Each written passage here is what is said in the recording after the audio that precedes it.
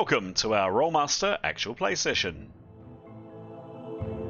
Twilight of the Old Order and Ain't No Place for a Hero are two campaigns, currently co-joined, set in the World of Duranarki, the continent of men. The game system used in our game is Rolemaster Classic, with a liberal inclusion of home rules. We hope you enjoy our story, and, as always, may the dice roll in your favour.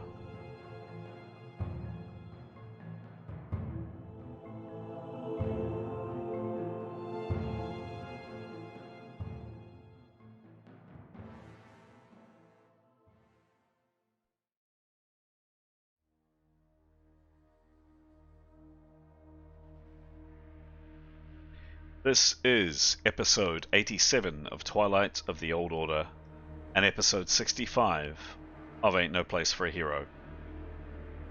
The two parties are on a desperate quest to recover two more arcane lodestones, which they hope will lead to their escape from the strange, multi-dimensional place known as the In-Between.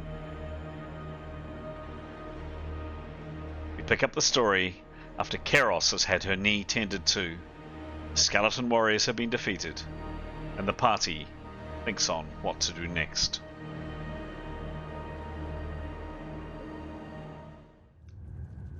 Hello, I'm Chris, otherwise known as GM Chance, and we hope that you enjoy our story this session. Now, as you can see on screen, we have quite a collection of characters in this game. We have two parties, two games, two campaigns that have been joined together. And I'm going to ask now that for each of the owners, the avatars, that's probably the wrong phrase, but the people behind, the mad genius behind each one of these characters, to introduce the either character or characters they're playing this evening. I'm going to call on Alex first. Alex, take it away. Kia ora, everyone. I'm Alex. I play Karios. She's a young North woman in her early 20s. She's a storm mage. She loves her weather and her ice spells, and she has a wee kitten called Victory who trots around as her companion. Excellent. Thank you very much indeed. Graham, who are you playing tonight? Good evening. I'm first of all playing Severin, who is a man of the North. He is a swordsman and a charismatic fellow, built pretty bulkily, good company, and exceptionally strong. I am also playing Tenya, who is a very attractive wood elf, a hunter by profession, born of considerable wealth, or she's fallen on hard times in recent years. She's spiky, a little bit constantly sarcastic, intelligent and curious, and pretty damn good with a bow. Turning to Niathanel, who is also an elven, as you can see, with a shock of red hair. She is smartly turned out, appears quite affable, but has a sort of level of intensity about her that can be slightly unnerving. She is a magent, and she combines magic with sneaky skills and arms together, and is quite a formidable opponent. And finally, Etienne, who's a type of paladin known in his world as a genitrist. He is a holy warrior, and he follows the teaching of Aphrodite and believes that he is in constant communication with her. He is an eccentric fellow, often found to be quoting verse and singing hearty songs. As part of his worship, he indulges in alcohol, drugs, and, when available, sexual relations with just about anybody.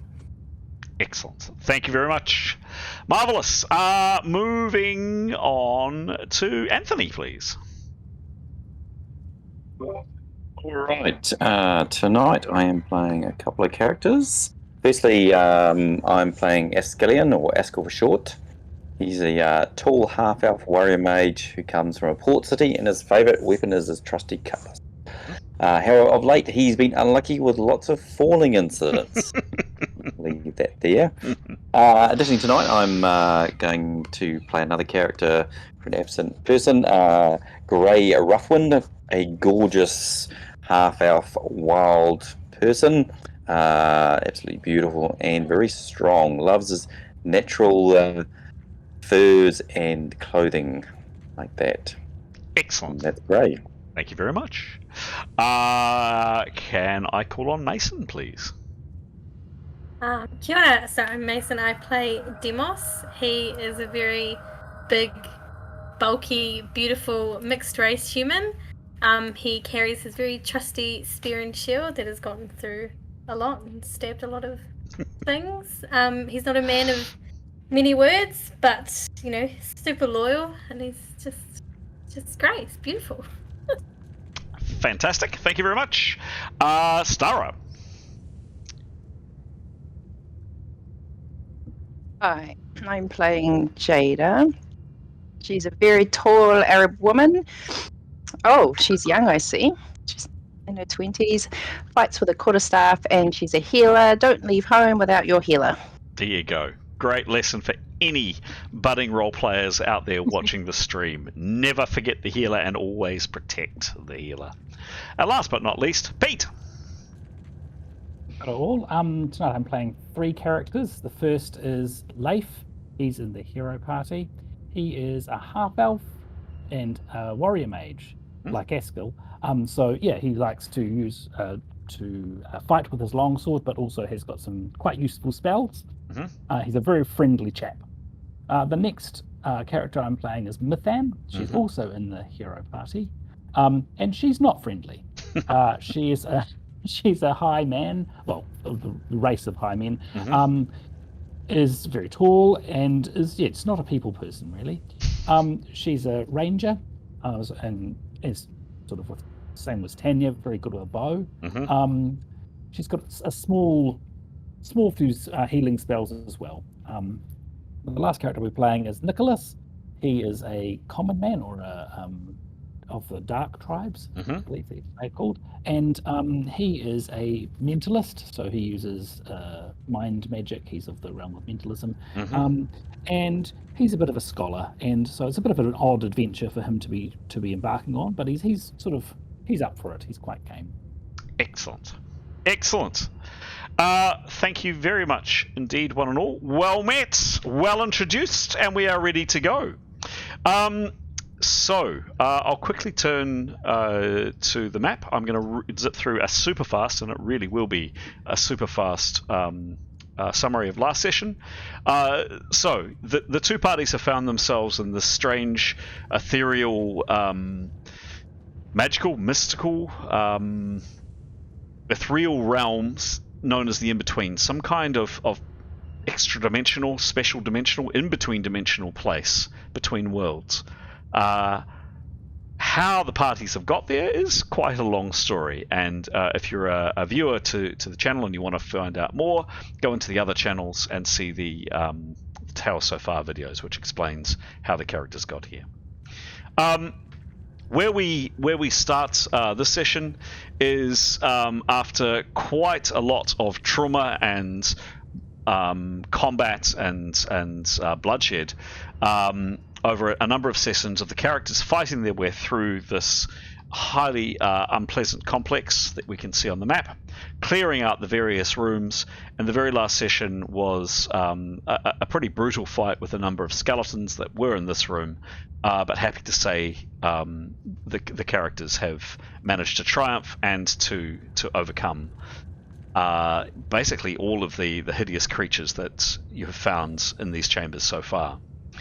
You are aware, because of a spell that Nicholas uses, a spell, the spell is a whistling. It produces a small ball of energy, about yay big if you're looking at the camera, a tiny little ball of energy that Nicholas can use almost like as a remote controlled drone. It's the bane of all GMs because you can get to see and explore and learn.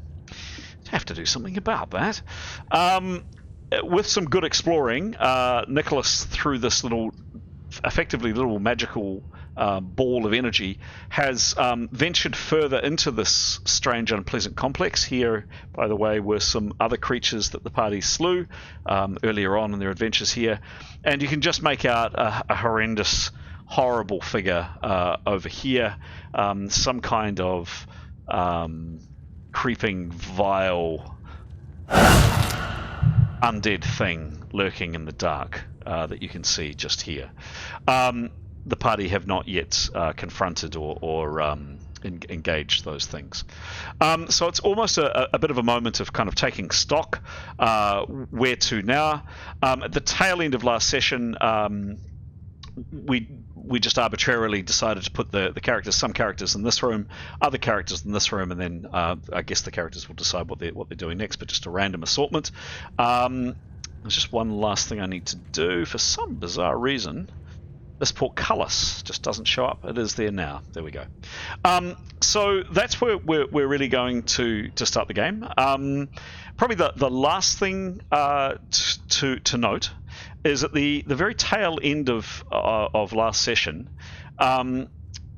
you heard some horrible sounds, and you think at least one of them might have related to the sudden appearance of a small, you might call them half-man or hobbit or halfling or something, just randomly appears basically out of the air. Demos dealt with the individual by whacking him in the head and knocking him unconscious, but this individual, half-dressed, seemingly very angry, carrying a tankard, just appeared out of thin air.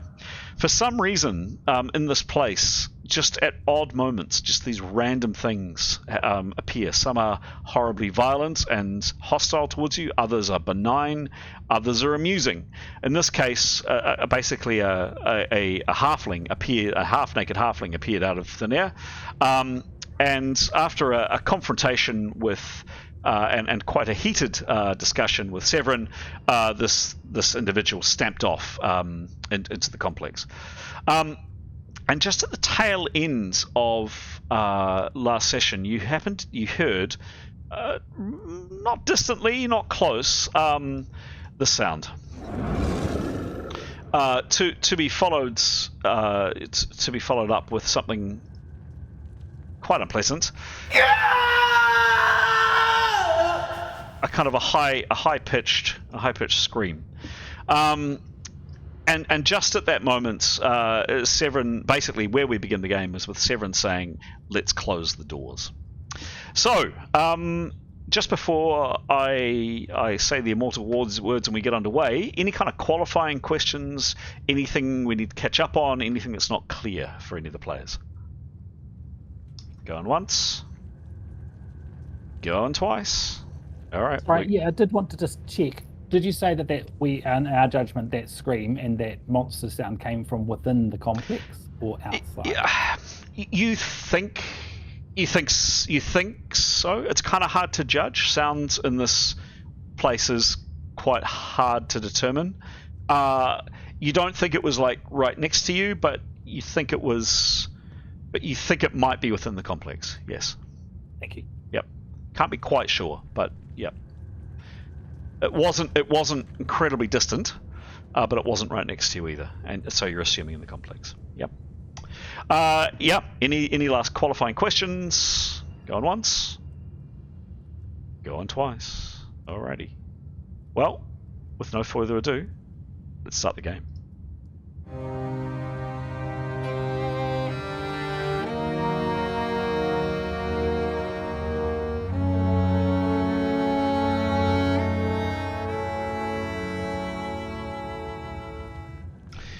So we pick up the story directly as Severin says the words, "Hey, let's close the door." And just as characters are beginning to move to do this, suddenly you're all just transfixed. And there'll be a bit of narration, so bear with me, just transfixed. And this all happens in a few split seconds by some noises.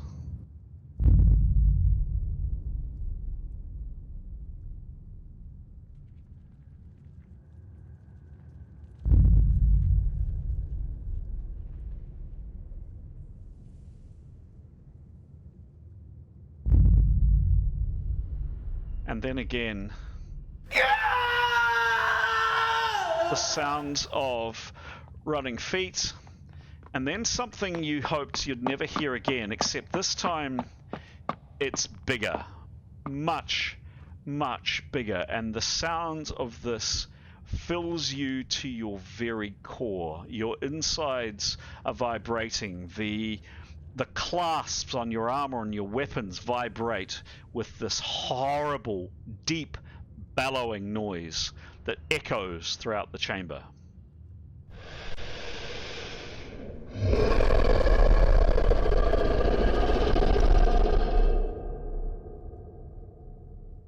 And then there's a pause.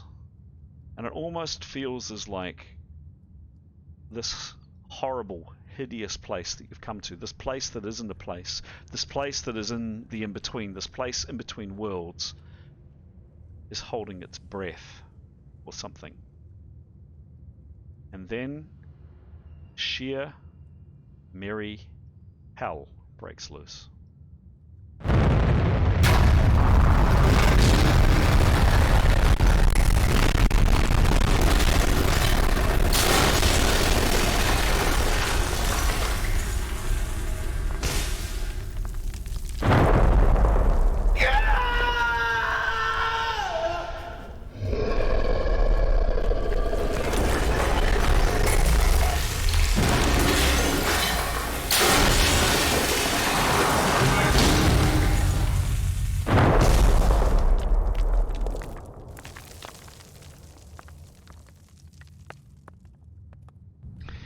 And I'd like now, please, for the characters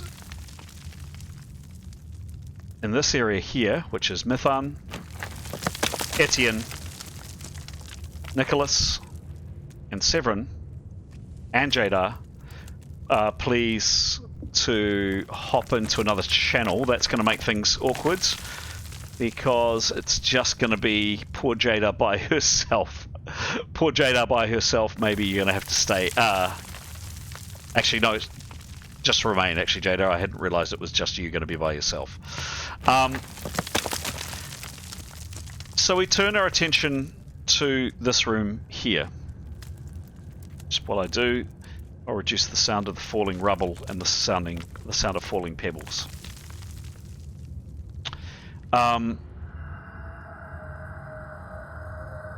This room explodes. There is just this... all of you are taken completely by surprise as something horribly traumatic just happens to this room, and I'll describe what happens here in a minute. And I'm going to ask you all in this room, please, to make a dice roll. And sometimes in role-playing games, it just comes down to pure, dumb luck, and that's exactly what it's going to be in this case. So, first off, who feels lucky? Let's go with Demos. Demos, can you please make a roll? And you want it high, high, high, high, high. 68. 68. Okay. Cool. So, this wall here, you happen to be, you're not actually there, you're actually standing a bit over here, and there is just this shower of rock and debris and dust and all kinds of stuff that just comes crashing in your direction. Can you please roll on yourself a plus 50, and I'll do the attack on you. A plus 50 ram, butt, bash, knockdown attack. So basically, you rolled quite high. You were quite lucky, and you avoided most of the debris, but some of it kind of came your way. You are lucky enough, because you're further enough away, and in a split second it happened, you managed to get. You can potentially use your shield to get it up. People that are more closer probably won't. So, can you please make a roll, and you're wanting a low roll against yourself.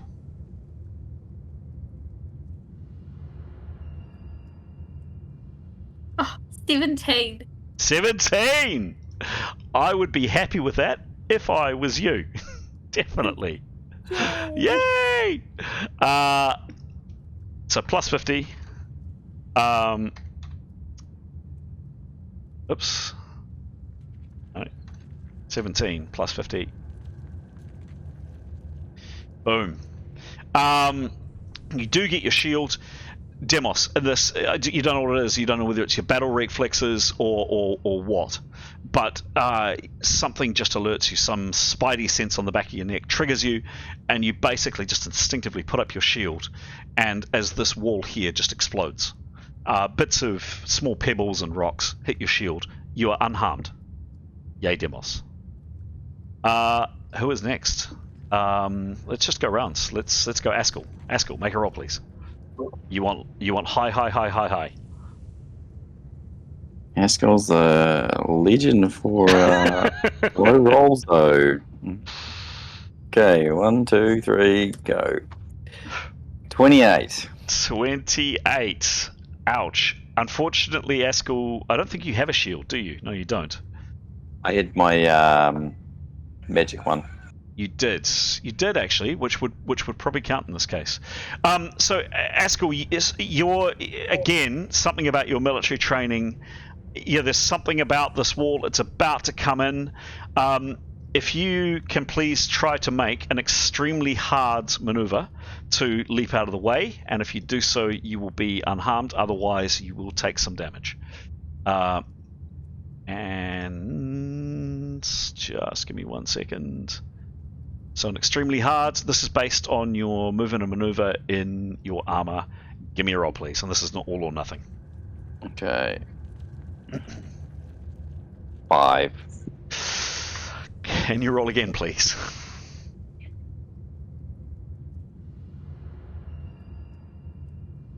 $42. 42. And modified by what's your movement and armor skill? I think it's a -2 from memory. Is that rigid leather? Yes. Oh yeah, no, we tweaked it so it's now 0. 0, that's right, okay. 30, that's right, he went up a level. Plus -37. He's just riveted to the ground, just in a state of absolute shock. And I'm terribly sorry, Askell, but a shower of rock and just debris come your way.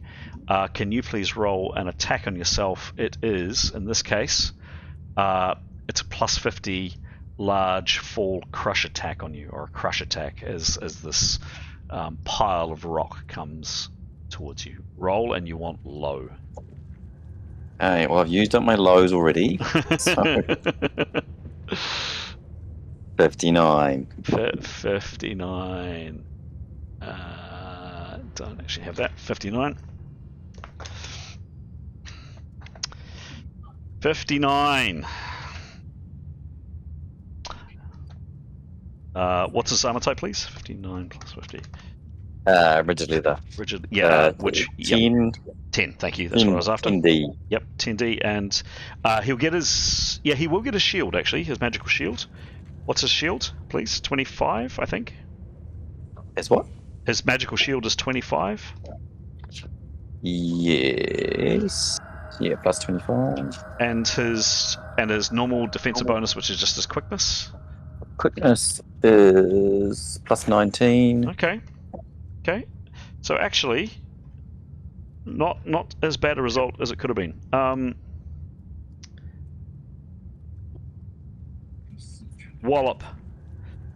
7 in an A crush on you. Can you? So a piece of masonry comes off and smashes you. Can you roll the crit on yourself? And you're wanting low.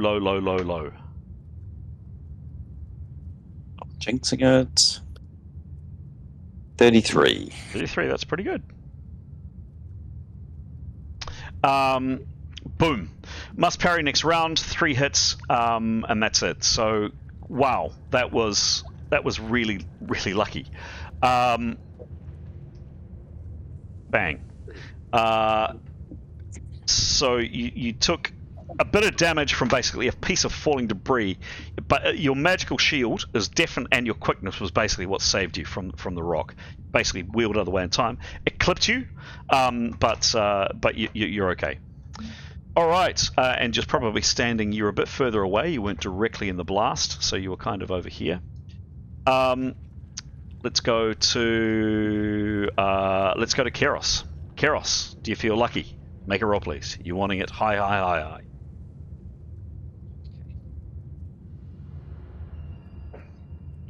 $39. 39. 39. The same as Askell. You don't get a shield. You have an extremely hard, based on your agility, to leap to safety. Give me a roll, please.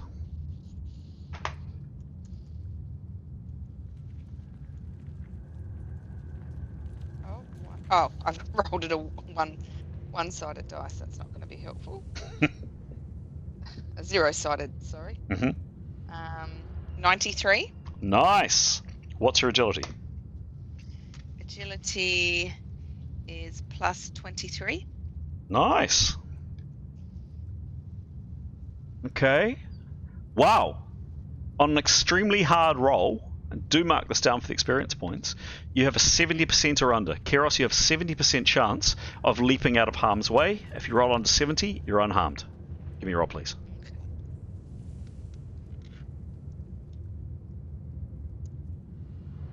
Oh, 87. Crunch!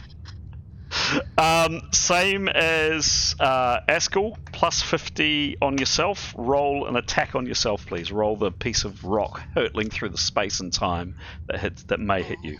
You want low. 97. Roll again. Oh.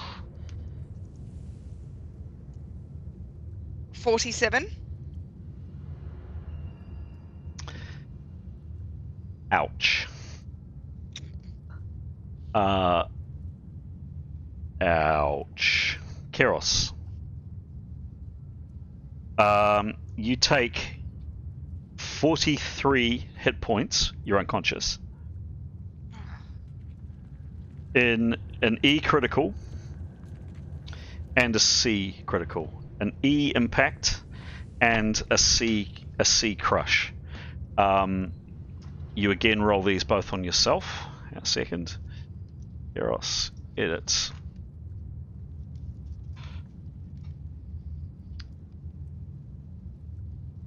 Okay, and what are you rolling first, please? I'll roll the E. Of the E impact, you want low, low, low, low, low, low, low. Stop saying that.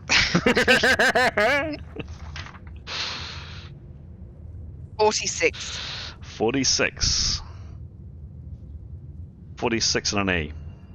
Another 20 hits. You're stunned and unable to parry one round. What is your... So you're on negative 22 hits. By the way, what's your constitution stat? The actual full stat, please. Temporary or the total? Temporary. 81. 81. You're on currently negative 22. If you reach negative 81, Karios is dead. As in dead. Okay, so no pressure whatsoever. None. She's unconscious anyway. And can you please roll the C crush on yourself? No.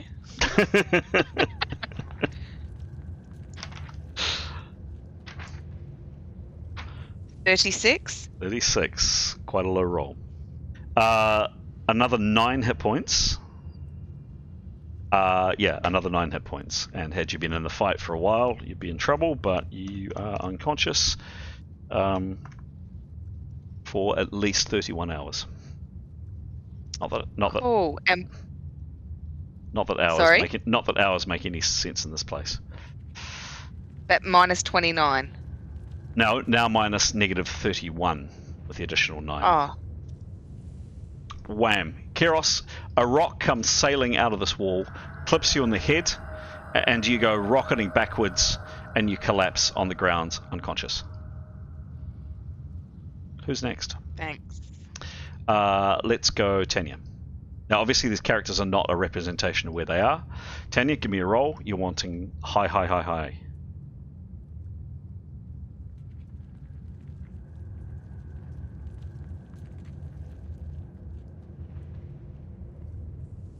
Failure, 11.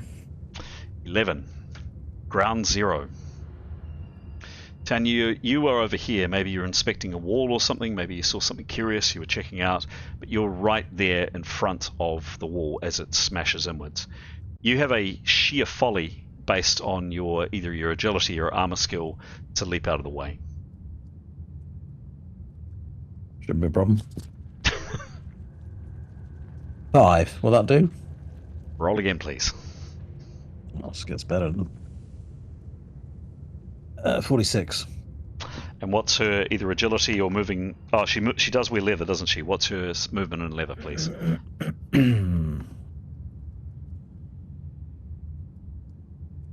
Plus 20. Plus 20. Okay. Negative 26 in total. So even before any rocks hit her, she falls down. She takes 7 hits, and she's out. She cut herself as she fell. She's bleeding at 3 hits per round. That's before the rocks hit her. So let's just do some stuff on that. 7 hits, 3 hits per round, and out 2 rounds. Cool. Not that cool. Not really. Not really.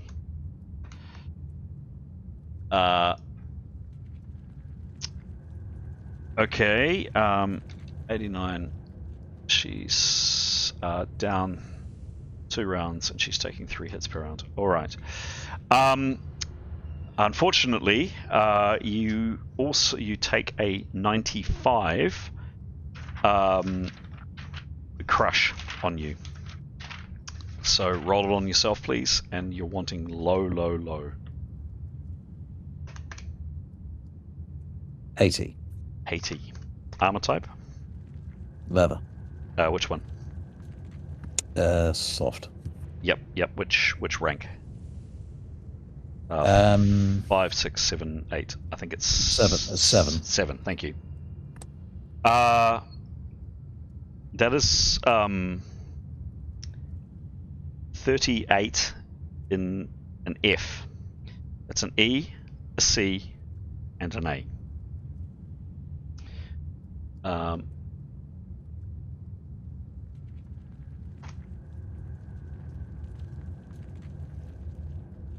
What is she rolling first, please? Oh, I roll these, do I? You roll these? Yes. Yep. The first one. Which one? You want to roll an E? Yeah. E impact. Okay, an E impact on yourself. Make it low. Go for it. Oh, there. Game over. 75.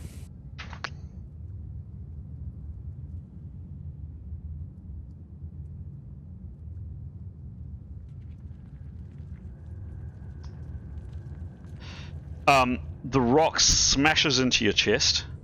You're out for another 6 rounds. You're at negative 25, and another 20 hits down. It was an impact crit as opposed to a crush crit. Crunch.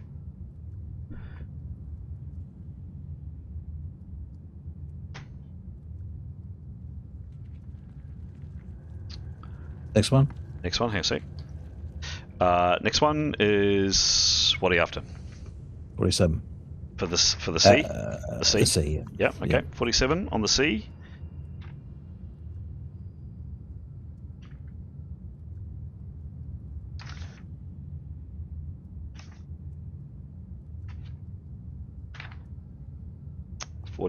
C.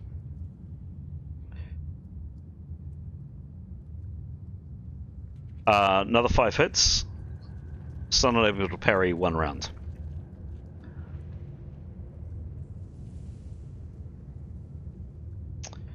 And then lastly, the A. Now this A is at a negative. It's at a negative 20. So that's good. In other words, that's good for you. 43. 3. 43 on the A. Goes down.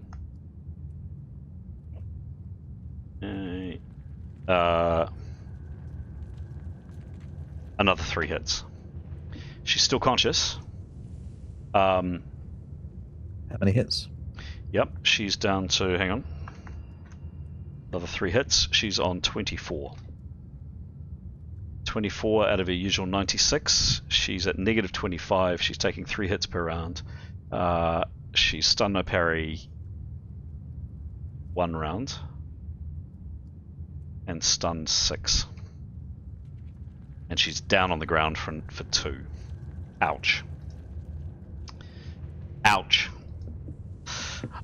Next up is Leif. Oh, first roll? Yes, please. High. 68. Sorry? 68. 6'8". 6'8". You are. You can use your shield. You've got to make a hard leap to get out of the way. 76. 76. And what's his either skill and armor or his agility, please? His agility is 12. It's 12. He doesn't. Yes, that's right. He's not wearing armor. 88. 88. Leif, you've got a 60% chance, 60 or under, of leaping to your to safety. Oh no, 89. Yikes.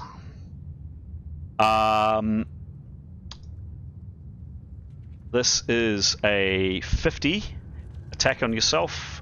Give me a roll, please, Leif. Oh, 81. Ouch.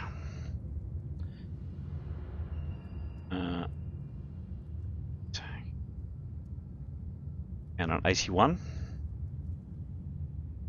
Crunch. You can use your shield because you were far enough away, and you also have your DB. Bang! A rock basically glances off your shield and then comes up and just kind of clips your chin for 9 hits. Ow, that really smarted. You're kind of seeing stars for a second or two, but Leif, you're on your feet, you're uninjured, no criticals. Wow, lucky. Very lucky. And presumably would have positioned you a bit further out. We haven't done yet Niathanal or Grey or Efsun. Niathanal, give me a roll. 5.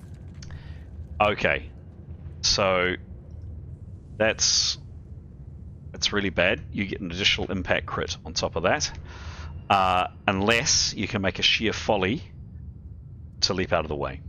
Give me a roll. 8. 8. What's your agility, please? Not enough.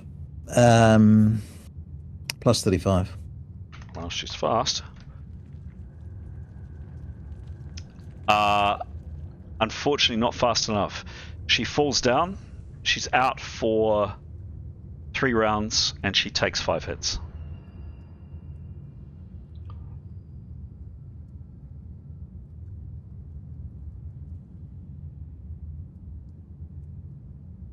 Okay, 3. All right. There's an additional impact crit on you now, and you're rolling a plus 95 crush attack on yourself. You're at absolutely point blank range. Give me a roll, please, and hope for a low one. 5. 5. Okay. Now she does get her DB here. What's her DB, please? Pretty good from memory.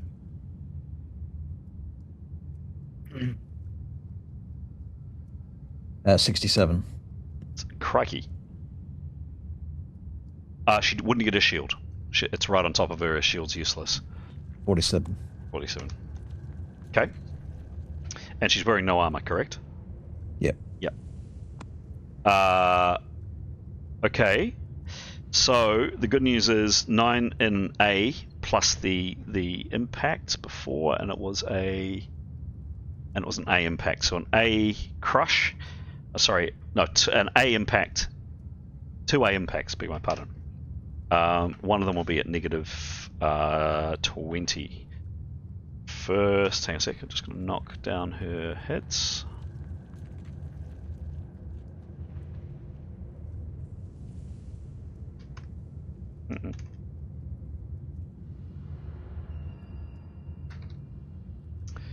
Okay.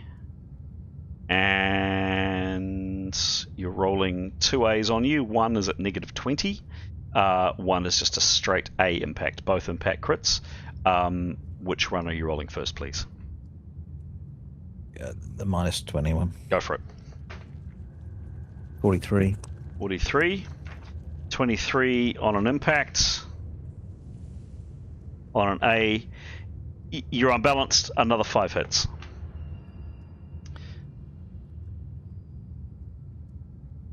And then the full A on yourself, please. 5. 5. Nary a whisper. 0. So you were Neathanol, like right here alongside Tanya. Don't know what it was. Call it your dodging ability. Somehow, miraculously, you managed to leap for safety to the part of the wall which didn't disintegrate. You got clipped a little bit on the way. You're down to 94 hits. And you are on the ground from your fall, so you're actually on the ground for 3 rounds. Kind of a little bit dazed and confused, but not seriously injured. We have done if we've got to do grey. Grey, go for it. Alright.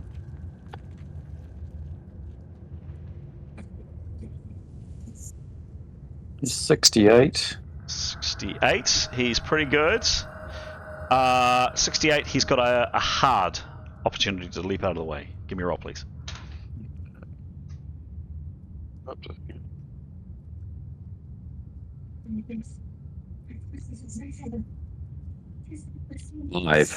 Five. Roll again, please. Got caught in his animal furs. He did. Roll again, please. Too busy looking beautiful. Yes. 58.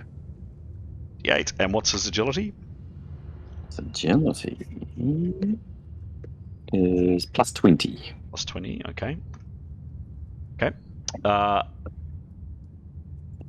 Grey, you also fall down. He takes 5 hits and he's out 3 rounds. But unfortunately, he is also susceptible to getting hit. It's down 3 rounds. And he takes 5 hits. Alright, so...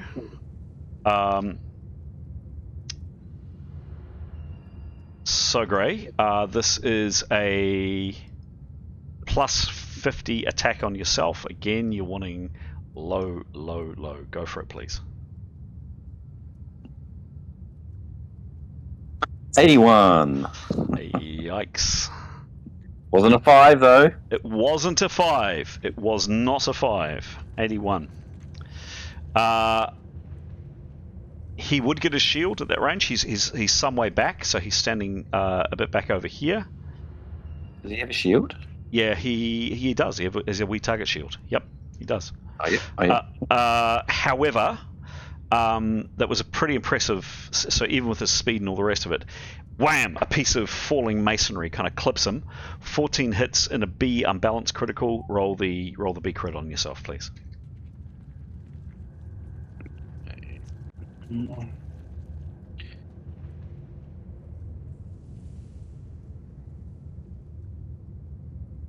Oops. Just delete that. Whoops. Try that again. 36. 36.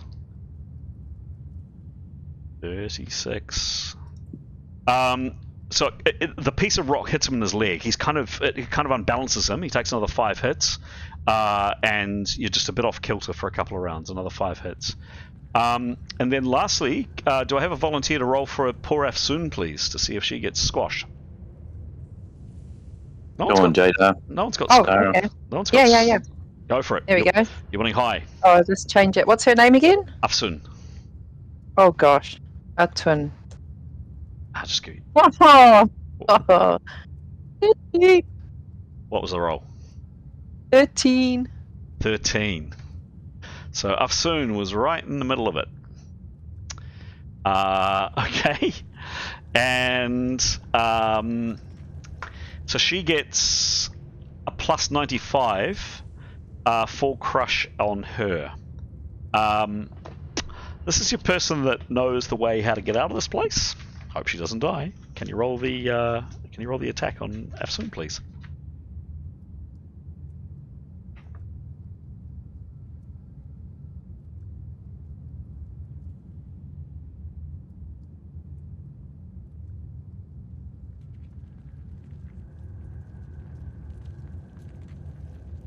What's the roll? Can't hear you. 98. Okay. Roll again, please.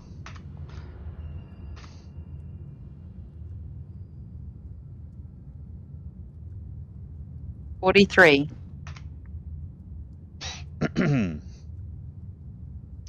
Afsoon takes 50 in an F. That's 3 criticals on her.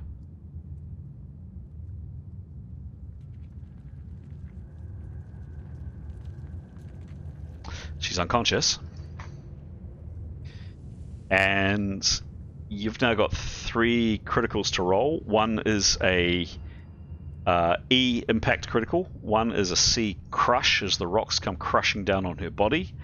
And then lastly, there's a minor or less severe A critical at negative 50. Which one of those 3 are you going to roll first? The E is obviously the most dangerous and the most fatal.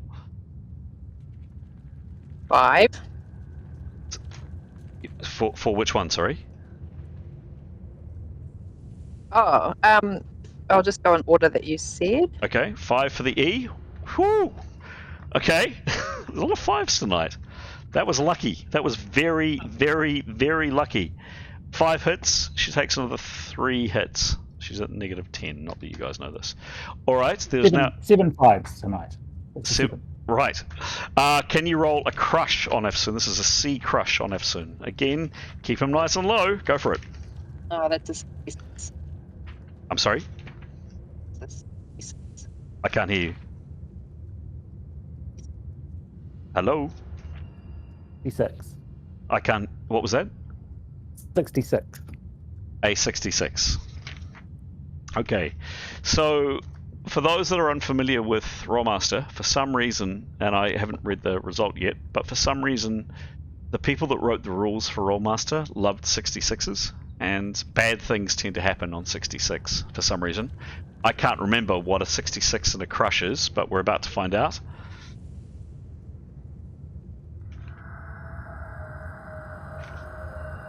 It's a C, fortunately. If it was an E, that would be absolutely death. A C on a 66. There's Afsoon's not aware of it because she's out cold, but there's this horrible crunching noise as a massive boulder lands on her knee. She's down and she is out. That was a horrible injury.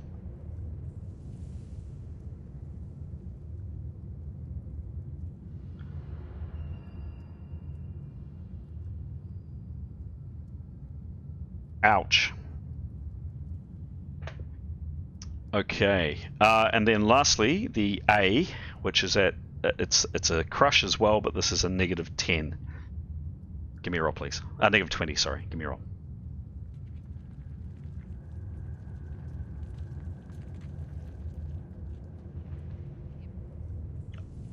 Can't hear you there. Hello. Mic issues, I'm thinking. It's a 28. 28. Thank you. Thank you. I think Stara's lost her mic. Damn it. Sorry, Stara. Down to an 8. Happy to say Afsoon takes 1 more hit. So for those of you conscious, and that's most of you, you see your guide who was standing also basically front and center. And this wall just comes down on her. She does try to leap out of the way, but a decent chunk of masonry comes down on her left leg. She's out cold by a piece of rock that kind of hits her in her head. but she collapses on the ground, and there's this piece of rock covering her leg, and her leg's kind of twisted at a pretty messed up angle. She doesn't look very good. Over to this room. This room here is... I think we've done everybody here, haven't we? Yes, we have. Just tell me if we haven't. It's Askell, Grey, Karios, Leif, Demos, Afsun, and Tanya. Yeah, and Nathaniel. Back to this room here. Again, you experience just this utter chaos and destruction that just is wreaked on outside, and I'll show you a little bit more in a second. But for those that perhaps see it at the last second, it's not a wall that comes down on you. It's a huge chunk of masonry. So a huge piece of one of the stone walls comes rocketing in your direction. Now, if it had hit the portcullis square on, it absolutely would have taken the portcullis and everybody behind the portcullis with it for quite some way, and that would have been certain death.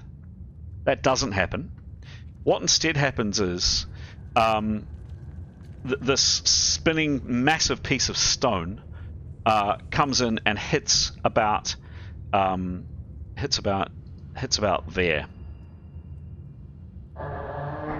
And there's this horrible crunching noise as the entire portcullis just gets ripped off its placement, and the stone, this massive piece of stone, shatters, and shards of rock just come flying into this room. The characters in this room do not need to worry about crushers. The characters in this room need to worry about shrapnel, and a lot of it. Again, please, I'm going to ask you to roll a pure dumb luck roll. And I don't think there's another character, but I believe that Severin has a luck background, something to do with his luck. He can change his luck. You might want to check that out, Graham, and can modify pure luck rolls like this in his favor. So, again, for this room, it is just pure luck, just where you happen to be standing when this utter chaos ensued. You don't get hit by falling masonry, but you could get eviscerated by thousands of pieces of razor-sharp rock as they come ripping through the air. I am going to call on Mithan first. Mithan, do you feel lucky? Yeah, she's got that luck thing too. Yeah, definitely. I remember rolling this. Give me a roll, please. Give me a roll. 74. 74.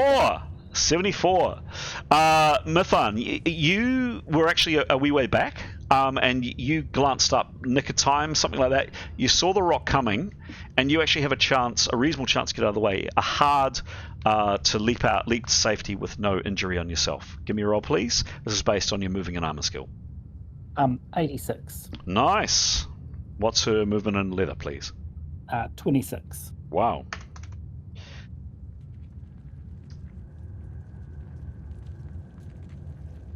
Mithan, you've got an 80 or under to avoid any form of damage to you. Make a roll, please. 52. Sorry? 52. 52. Mithan, you're fine.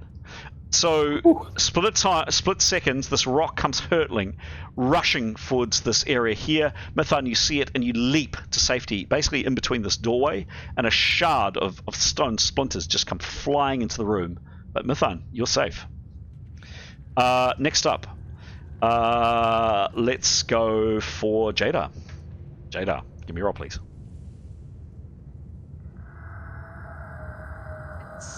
80. Sorry? 80. 80. Nice. Oh, yeah, 8. Right. Jada, you are completely uninjured. You were actually back here at the other end of the room. There was something about the well that was kind of interesting to you, or you were having a look around, or one of the strange chess pieces that you saw. You saw the stone coming in time. You managed to duck, and the shards of razor sharp rocks smash harmlessly into the wall behind you. The healer are uninjured, which might be quite handy. What happens when you believe in my God? There you go. That's it. Can we go for Etienne, please?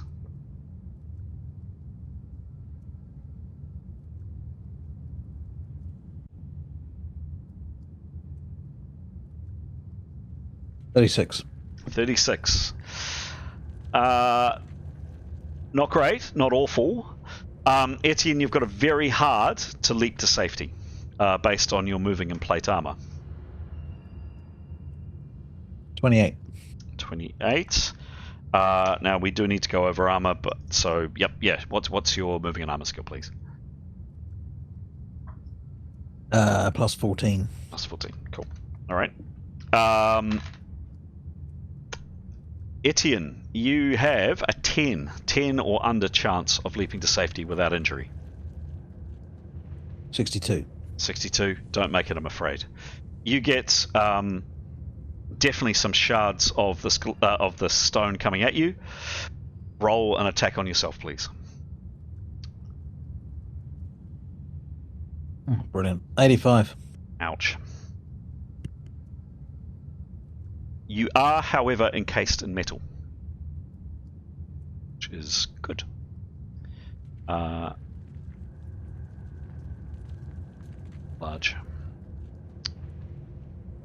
There we go. And 85 it was. I'm going to say you don't get your shield at that range. Just don't get it up in time. So you do take 10 hits in a B. This is a B shrapnel. Roll the critical on yourself, please.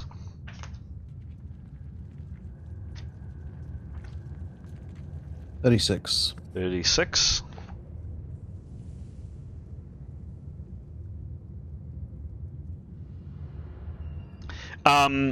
Yeah, both your hands, so it's obviously your good hand, and your calf, perhaps just a chink in your armor, perhaps, get clipped, and you take another 7 hits, and you're at negative 10. Sick. So by my count, you're on 100, and you're at negative 10. Ow, that hurt. It smarted, but it could have been a lot worse. Definitely could have been a lot worse. And then last, but no, 2 more to go. Nicholas.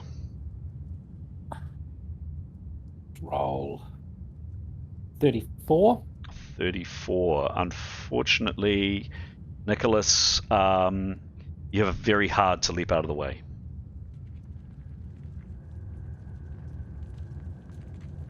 No, 44, and he's got an agility of 12. 44 plus 12 on a very hard. Very hard, you have a 20% chance, 20 or under. Do you make it? Oh, 51. 51, ouch.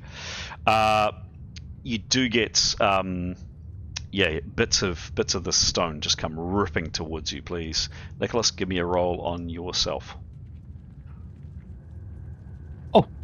7. Oh, nice. Does he get? Is he too close to use his shield? He is too close. I'm sorry. Yes. Had he been kind of the next tier up, he would have been. Yep. He would have had time. Basically, that's fraction of a second longer to just get it up. But no. It's a 60 and a 7. Nice. No, sorry, he doesn't get a shield. Nicholas, you get 4 and an A tiny critical. Roll the A tiny on yourself, please. 61. 61. Boom. A piece of spinning rock kind of clips your arm, and ow! There's pain. You bleed. You've taken a hit. You take 2 hits, and you're bleeding at 2 hits per round. Oof, okay.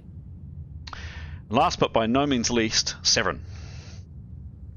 Now you had the luck thing.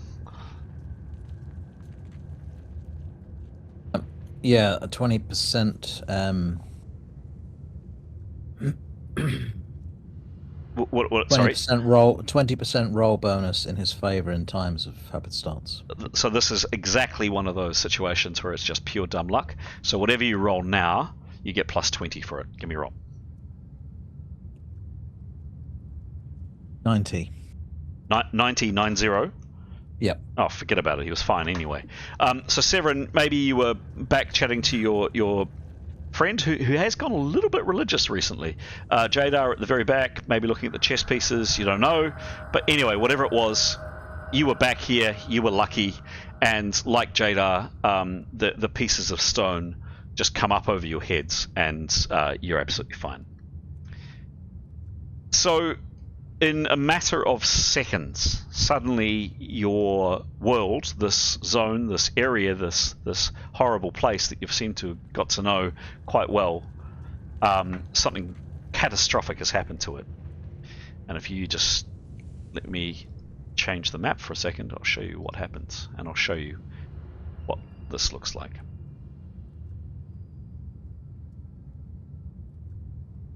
Can I just say, you guys fared a lot better than I was expecting.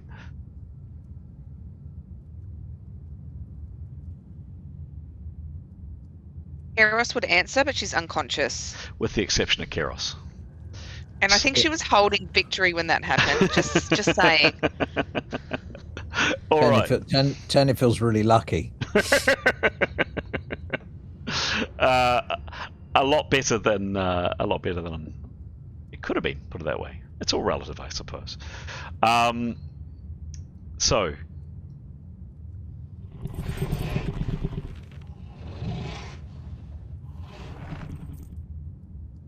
It's quite a bit of that.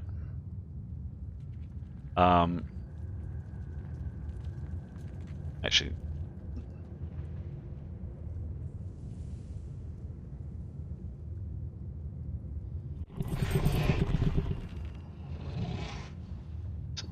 So, you're in the same place, but it does look a little bit different. And if you have a look at the map now, I'll show you what I mean. Right. Now. So there is utter destruction from what you can see out the door, those that are on their feet. There is this reeling, just absolute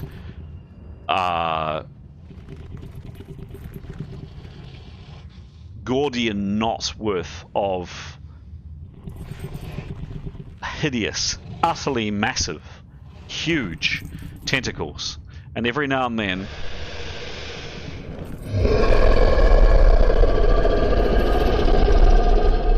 the creature bellows. The tentacles don't appear to be coming in any further. They appear to be about there. There is, by the way, just quite a lot of the sound of just bits of debris, etc., falling in. This has been wrenched off its hinges. You can see several other of the bars that you've come quite accustomed to open, and you can see outside. That's probably the most alarming thing. The entire walls of this complex, the far side of this complex, are now gone.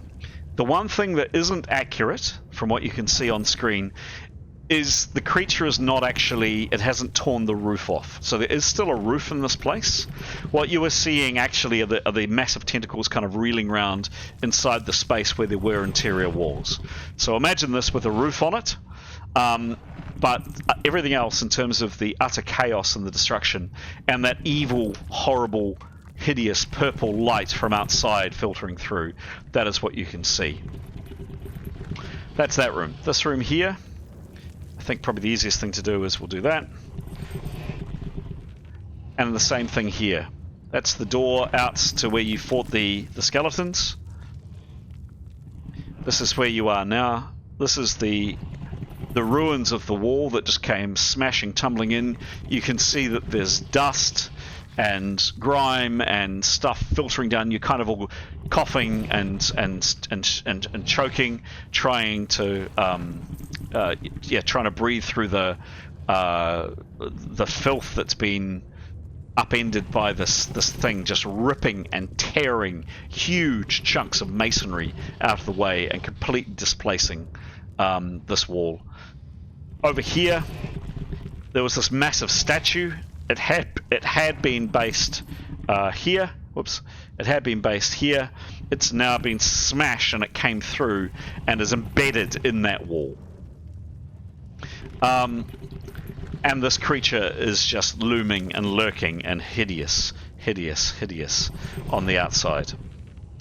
And then through into this room, that's what we can see there too.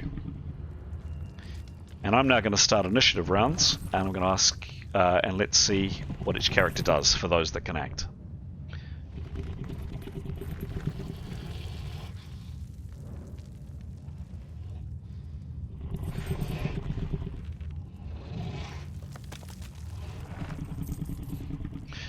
Okay.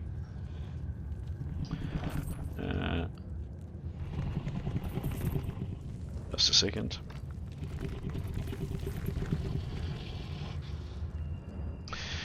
All right.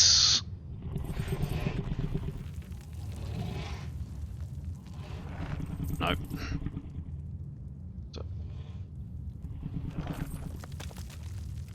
There we go.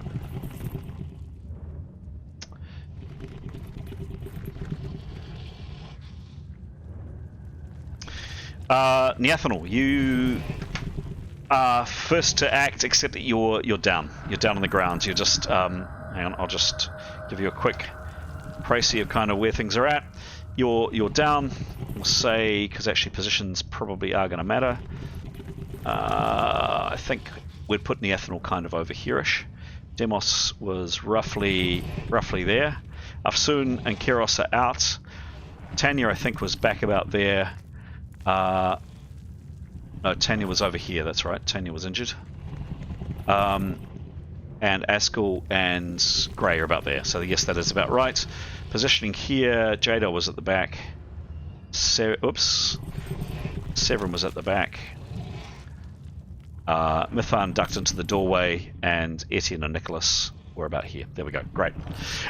So Neathanel, you are conscious. You're on the ground.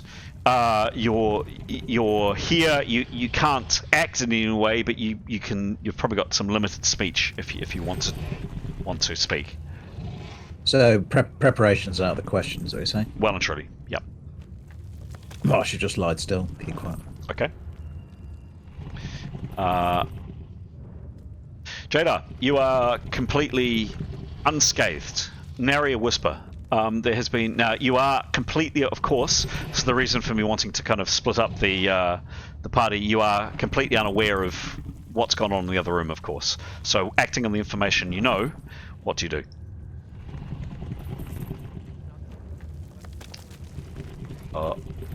Sorry, I can't hear you.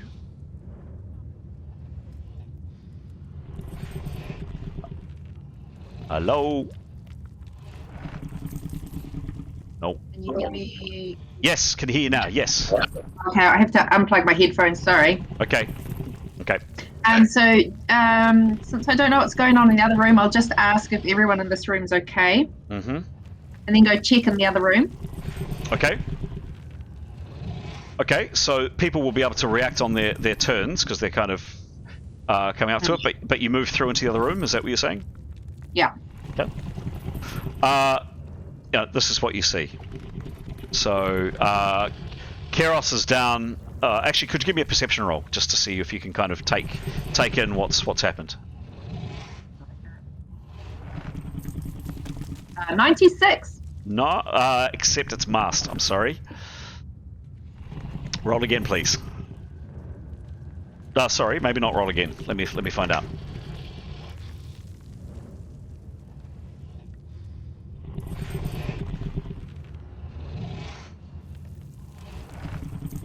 Oh, yes. Yeah, do roll again. 69. 69. Cool. And what's your perception? Actually, hang on. Sorry. You're not trying to spot anything hidden here. Yeah, no, we'll go with it. 69. And what's 69 is your skill?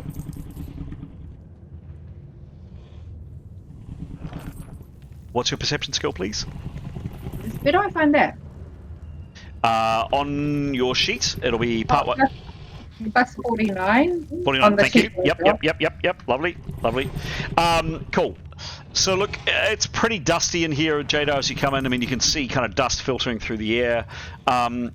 You do make out that both Afsun and Karios are down. A couple of other people, Neathanol and Tanya and others perhaps are on the ground. But that's about it. What else do you do? You have maybe 30% more to act. I just up to the check on them one by one. Okay. And just see who's talking to me. Like, shake them, see who's awake. Okay. First person you come to, right in the door, is Demos. What do you say to Demos? Just gonna shake the arm and see. Hello. Yeah, he's awake. Demos, do you say anything? Couple of words. Well, I'm okay. Okay. I'll go to the next one. Okay. Afsun is on the ground. She's in a pretty bad way. Her leg's looking pretty mangled from what you can see. And that's probably about it for you this round, Jada. Next up is Leif. Leif, you are uninjured. Or no major... No injuries. You are here. Oh, he would look for Karios. Mm-hmm. Right at his feet, I suppose. Right at his feet, yeah. And he's going to say, so he's seen the tentacle monster. You can all see that, yeah. Okay. He's going to say, in a voice that would reach this room a little bit beyond, let's get to the back room. Okay. Yep, he'd pick up Karios and he'd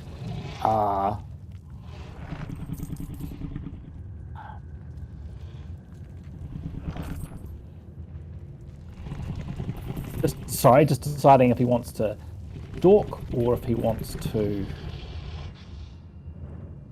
move quickly. Stalk is half space movement rate, isn't it? Correct. So if his space movement rate is, let's see, 70 foot, so how far is 35 foot? Don't forget, carrying Karios will slow him down a lot. True. 35 foot is... That's 24 foot. That's 30. That's 30 there. He's thinking of going through to the other room. Through here? Yeah. Where we can close the door on one side and it's just a bit further away. As a reminder, you guys have smashed that door. Correct. So we can close if we're moving to the back room. Okay. What? Yeah. Does he think that the tentacles would reach that far? You don't know. No. Okay. Can he take time to do a perception roll? Yeah. He's wanting to assess where the safest place to go is. Sure. Really. Sure. Okay. Yep. That's a roll of 38. 38. Yep. That would be must. Yes, it would.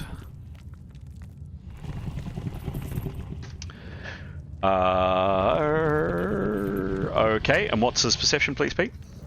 That's 40. Plus 40. Cool. Okay. So you know, he looks around. Yeah. I mean, he takes in all of this. Do the tentacles look as though they could reach? Yeah, he thinks they might be able to. Okay. What does he do? He is going to pick up Karios and go to the well. Okay. So give me a strength roll to lift her up, please. You gonna just pick her up, or are you gonna drag her? What's the consequence if he drags her? More damage to her? No. Then it's quicker to drag, correct? Probably, yes. A bit uncouth. Yep. But he'll ask her forgiveness as he does it, and he'll drag. If it's easier to drag, then he'll do that. Okay. It's not going to do anything. So basically, his action is to have a quick look around, assess the situation, and then start dragging Karios. Cool. Yep. Okay. Cool. Done. Thank you. As soon as out cold, Gray, you're down for 3 rounds, so you're just on the ground. You're kind of collecting your thoughts. You're relatively uninjured. You've taken a bit of a knock. You're at a slight minus, but you're kind of okay. There's just dust settling on you from everywhere. You're just kind of shaking your head a little bit, but there's not much you can do other than perhaps speak. Going once for Grey, going twice for Grey. Gone. Etienne, you're here. Etienne, you took some damage and you're at a negative, but other than that, you're able to operate. You do, of course, only have one hand. What do you do? Well, not keen on sticking around in this room. We'll go into the other room and inspect the damage. Okay. And if he can assist, he will. Okay.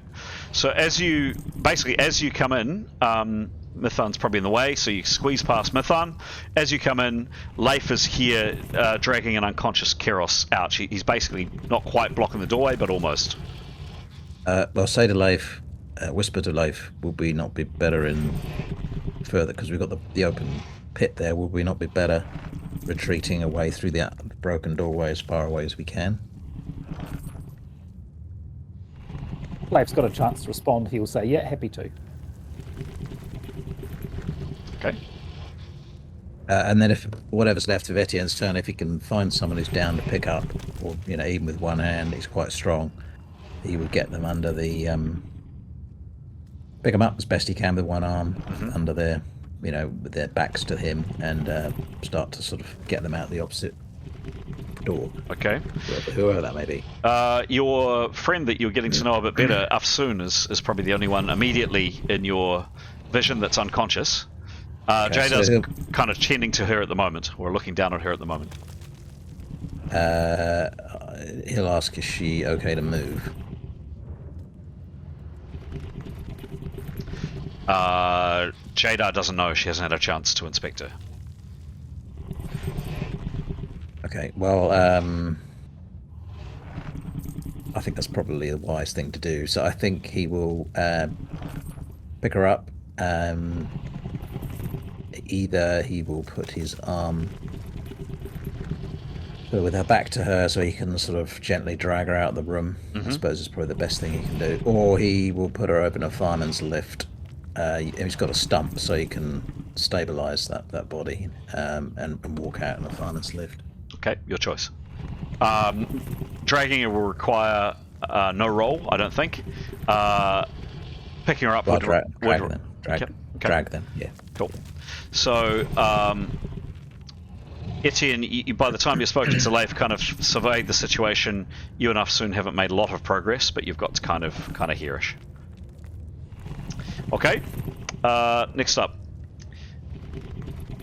is Mithan. Mithan, leaping out of the way in the nick of time as these razor-sharp pieces of rock come spewing into the room. What do you do? I guess she would look around this room to see if everyone's looking mobile, no one looking stunned. Everyone's looking fine. I assume there's Severin and Nicholas still left, correct? Correct. Yep. If that's a 10% perception, or yes, please. Taken as? Yep. It's reasonably dark in here. She's not an elf, so yep. Yep. 79. 79. Must.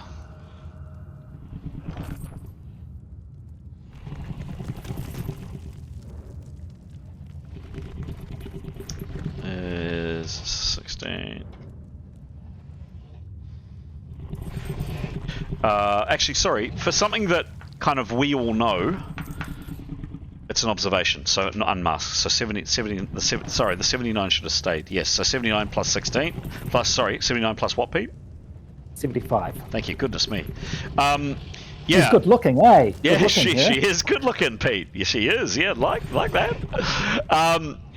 So yes, indeed. I'll just move that into a slightly. There we go. We'll move into that view there. Both for the limited amount of light. Although there is actually now more of this horrible purple light that she can see, and she can see that yes, Severin is on his feet, looking okay, and Nicholas appears to be all right too. Yes. She will, check the other room. and pretty much do the same thing in there. Look for someone who's looking disabled. And I suppose she probably might have heard the conversation between Leif and Etienne. Another perception roll, whatever. It's close enough to say she probably would have. Yeah, she's right by them, so yes, she would have heard it. And she'll another perception roll to see if anyone who's looking disabled and will want to help them. I'm happy for you to say, particularly based on that amazing roll last time, different situation, but never mind. Neathanol is definitely looking poorly. So she's probably the first person to go and kind of help get to her feet. McCann will offer, and just depending on what Neathanol says, happy to assist you. Okay. Thank you, please. Okay. Yep. So again, you start making some very slow progress. Neathanol, you're still kind of reeling. You can barely speak, but Methanon's beginning to take you out. Karios is out to it. Askell, you've just got only thing to do, must parry this round. So you're basically just not quite stunned for the round, but you're just reeling a little bit. You can speak, however, should you wish. Yeah. I'll just give it sort of just a wave and just sort of like lean onto the rubble or whatever I can do and just say, I'm okay. Okay. Excellent. Cool. So technically, must parry is... For this number of rounds, the target may not attack. They may only parry with half their OB. The only other actions are allowed: a movement and maneuver, both modified by -25. So, yep. Okay, so you're basically just catching your breath, indicating you're okay. Sure. Nicholas. Nicholas, you are bleeding, but other than that, you are okay. Hand on the wound. Sure. It goes down to 1 hit per round. Cool. And if he's concentrating on the whistling, he can move 50%, correct?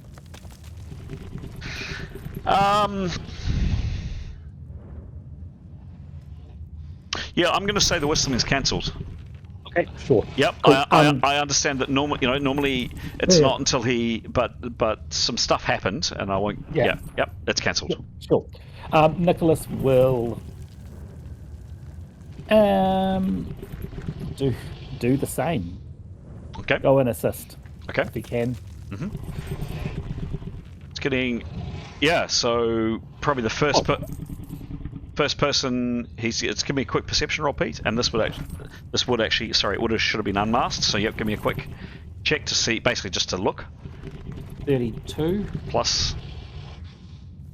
Perception is 33. Cool. Yeah, Tanya is looking like she could use a hand. She's on the ground. She's looking pretty groggy from what you can make out. Same as with Methan. He'll offer first, but offer to help her, assist her out if possible. Sure thing. Cool. Next up. Do I respond? Yeah, sure. Yep.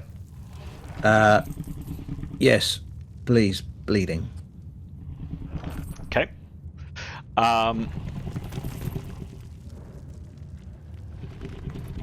Next up is Tanya. She really can't do a lot other than just respond as she just did. Demos, uninjured, practically uninjured Demos. What do you do? I think he'll look around, see what's what, who's where, and then just go and help where he needs to.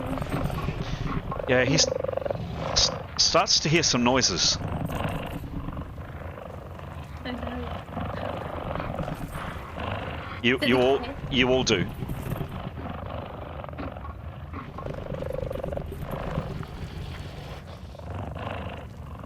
Anything else he's doing? No, I don't think so. Okay. Just hanging there? Yeah, I mean, he'll go, if he needs to go help someone, he'll go and help them, but otherwise he'll just sort of, I guess, keep an eye out to make sure nothing weird's gonna happen. Okay. Or coming towards us. He's got a spear, right? Yeah, he's got a spear and a shield. Okay, sure thing. Alright, so you lend a hand with Neathanol. kind of stick your hand under Nathaniel and start to pull her along basically. All right, next up, Severin. Lucky last. Literally the lucky last. Seeing everybody move in the direction, he will walk swiftly to the door. He will draw his sword, and he will move as best he can. He will remain at the back of the party as they exit from the opposite side with his sword drawn. Okay. And he will back away, and he'll be doing perception rolls for Tama. Okay. Yeah, as best he can. Okay. Can you give me a perception? He would. The walk was a matter of a few feet, and basically he's kind of in the doorway. I'm just not going to put him in there. But can you give me a perception roll, please? 3. Let's hope it's masked. It is masked because this is looking for something that you can't already see yourself. So yes, it is masked. Give me so 3. The good news is plus 94. Goodness me. Goodness me.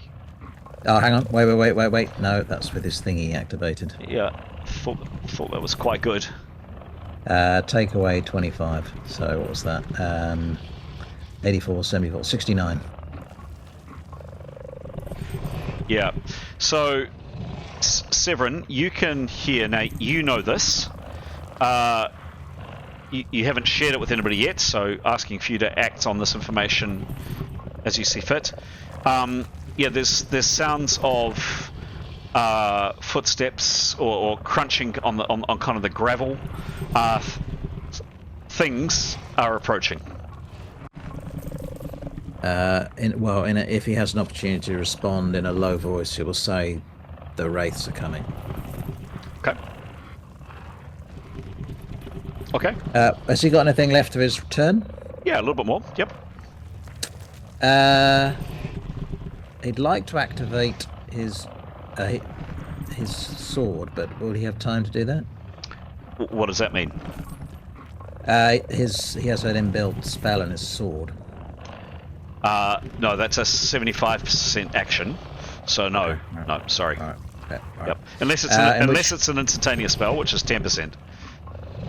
I don't believe it. Look it up. No, I think it's light, which is not. I'm afraid. It's actually self aura, but yeah, okay. All right, and that is the end of round 1. GM is just going to get a drink. Chat amongst yourselves. Yo. It sounds like a very loud pussycat purring. Like, I wonder if Victory's on a microphone. Steroids. I bet it is. I bet it's something really nice. Big fluffy kitty cat. Yeah. Is anybody conscious who can throw up a wall spell? The fan can. Might help us get the wounded out to that room, if indeed they're coming from that direction. They've got a few holes to come through, don't they? Well, they do. It'd be good to actually get a hold on how passable that wall is that's fallen just in that room. Either that, we just beat a retreat and throw it up on the door. So the room...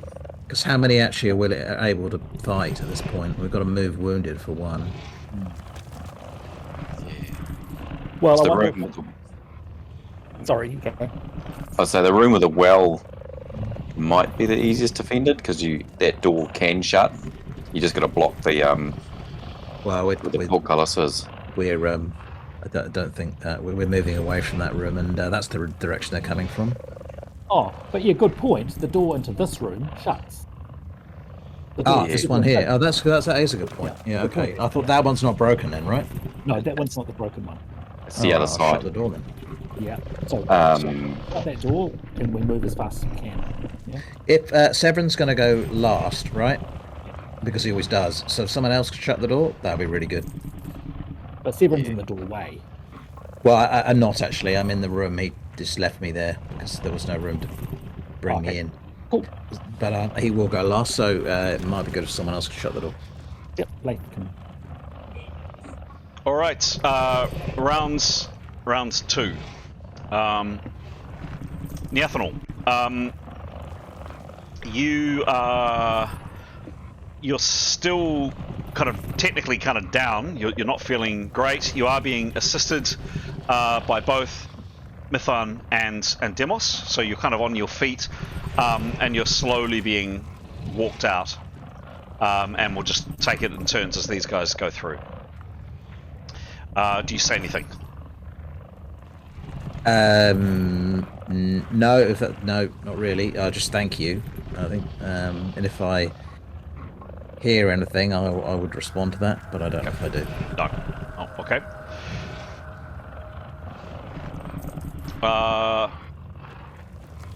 Gray, pardon me, you're also down for another 2 rounds. Not doing or saying much. Well, not doing much. Are you saying anything? You can say a few words. Yeah, just like that they're mostly okay, and just catching my breath. Okay. Cool. Etienne, you were dragging Afsun. Probably just give me basically just give me a strength roll. Really, it's just to see if you trip and you fall, or you lose your grip or something.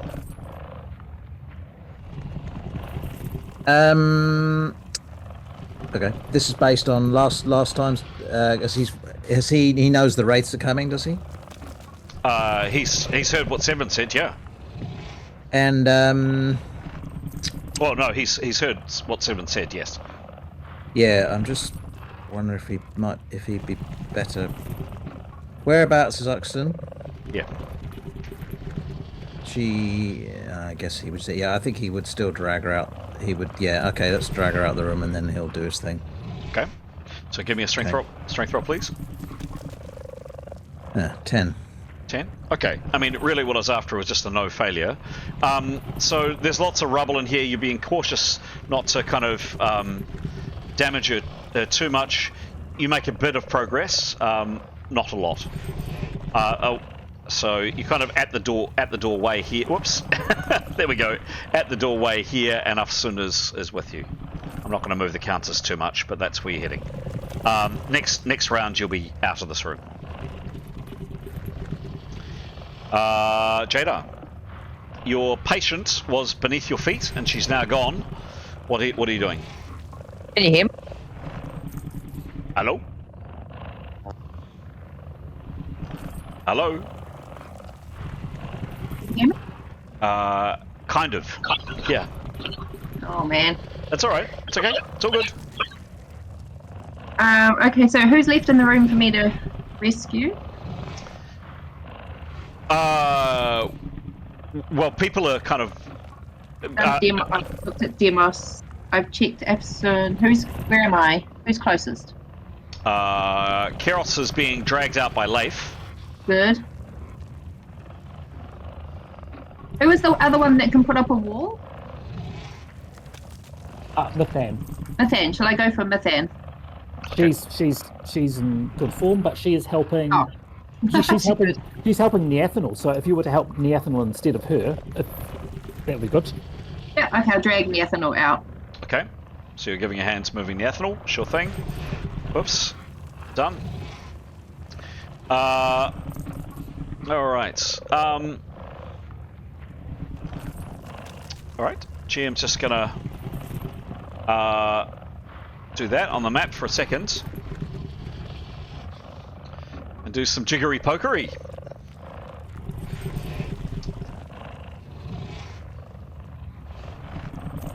Oh, sorry, I meant to say one other thing at this stage.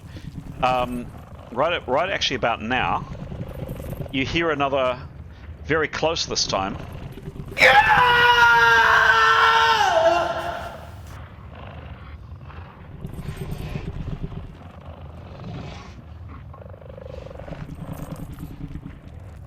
very close this time.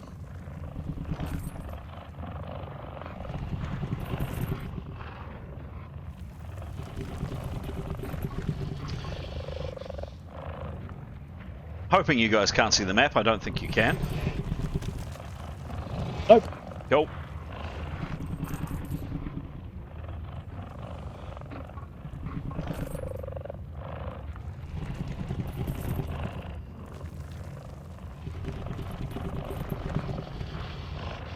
Alright, just coming, guys. Just about there.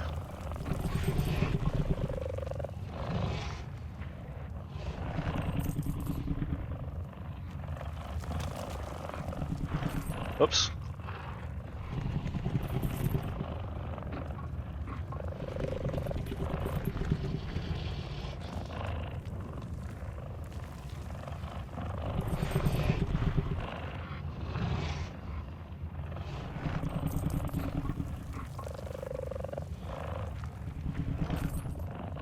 Alright, cool. Alright, map back on.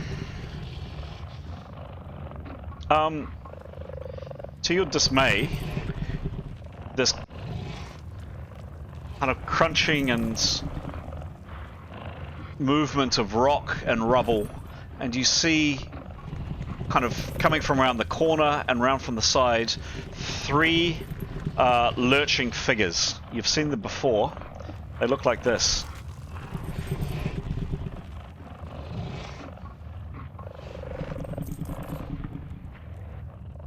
Coming in the chat.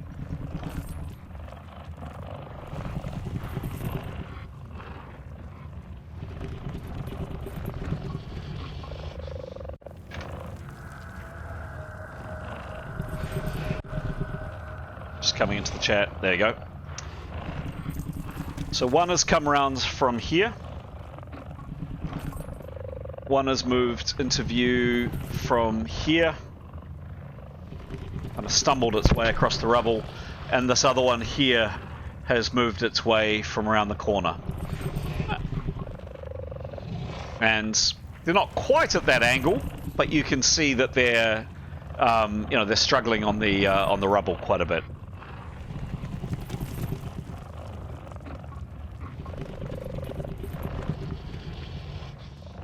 Nicholas, you're here.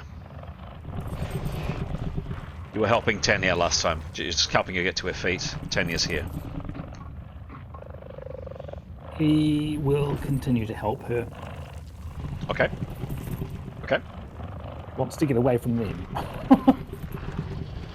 Alright, cool. Leif. Leif. Was dragging Karios. Was dragging Karios. Is there anything else you want to do?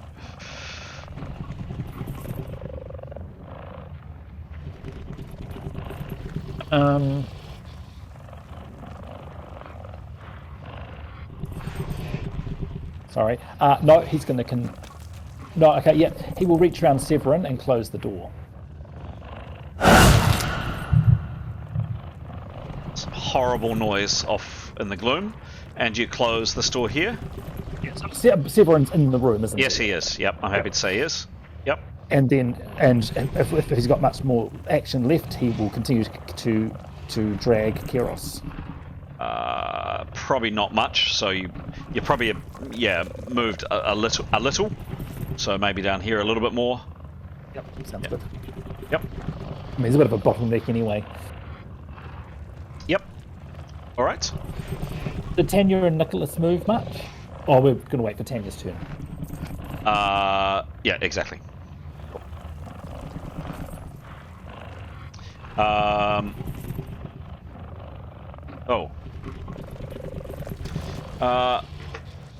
This one here.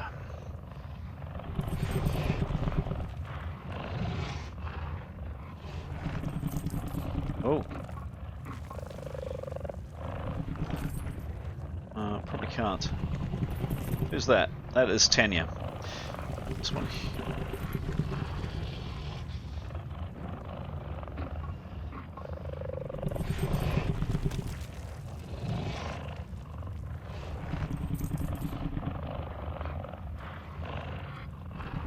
Right. You may recall, although Tanya may not have faced these things, they had, and you can see on the image, this weird kind of appendage, and suddenly this thing just shoots out and tries to grasp Tanya.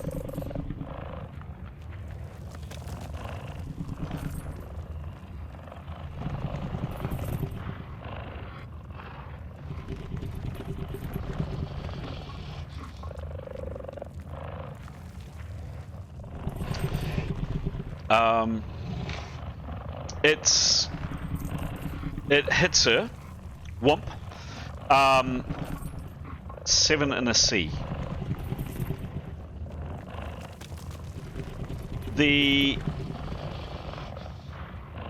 It grabs her around around her leg. Fortunately, in the nick of time, with actually some help from Nicholas, she manages to kind of wrench this horrible tentacle thing off her.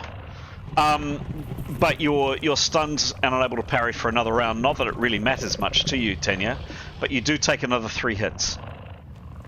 And this tentacle thing on its arm kind of whips back into place. So rockets out. Yeah, approximately. This is 10 foot. Is that right? It's probably about right.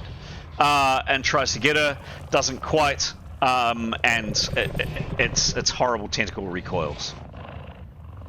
Mifan, what do you do? Dan's snap casting wood wall across that gap. Okay, give me a roll, please. She will do whatever she needs to as a channeling user to get the bonus. I don't know if that's gesticulating or shouting or whatever it is. Okay. Well, no, not shouting, gesticulating. Ooh, 27, not good. 27. 27. The gesticulation gives you 5, I think it is. Yes, correct. Okay. So 27 minus 30 plus 5 is a 2. That's a base fat. Spells? Oh, base spells. Yes. It is plus 10. Plus 10. That made the difference. That made the difference. Amazingly, incredibly, remarkably, considering everything that's going on,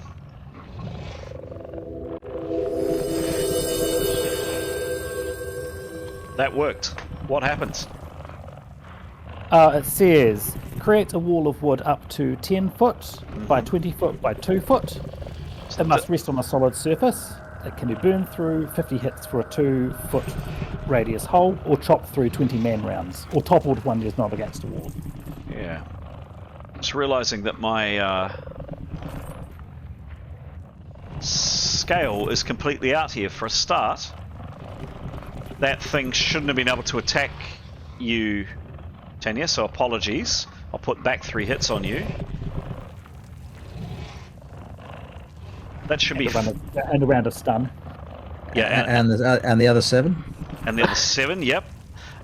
Sorry, and that's strange because it's a direct take on the other map. Let me just quickly adjust this because we don't have an accurate scale. That should be 5 foot across, and as you can see there, it's 2.7. Thought that looked off. Let's see if I can change that.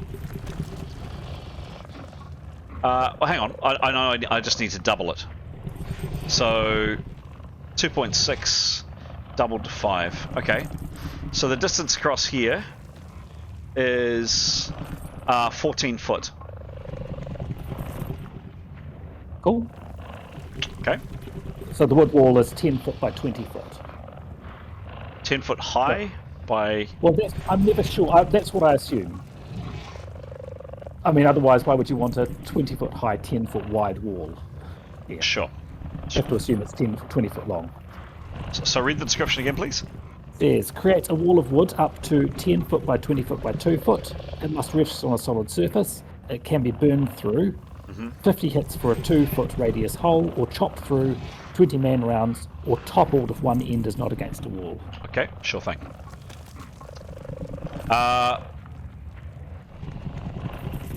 Amazingly,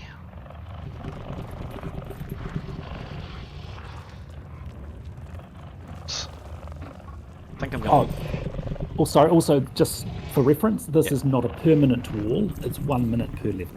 Okay, thank you. Boom.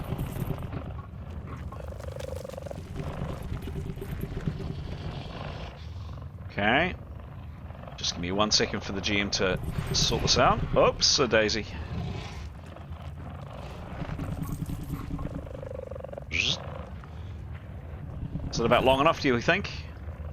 Yep. As long as it fits over that gap. Okay.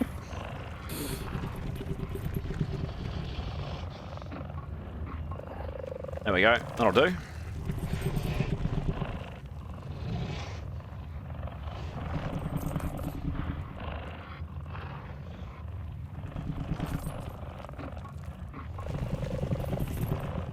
One.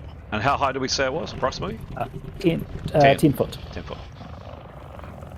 Wham! Suddenly there's a barrier of wood across that gap.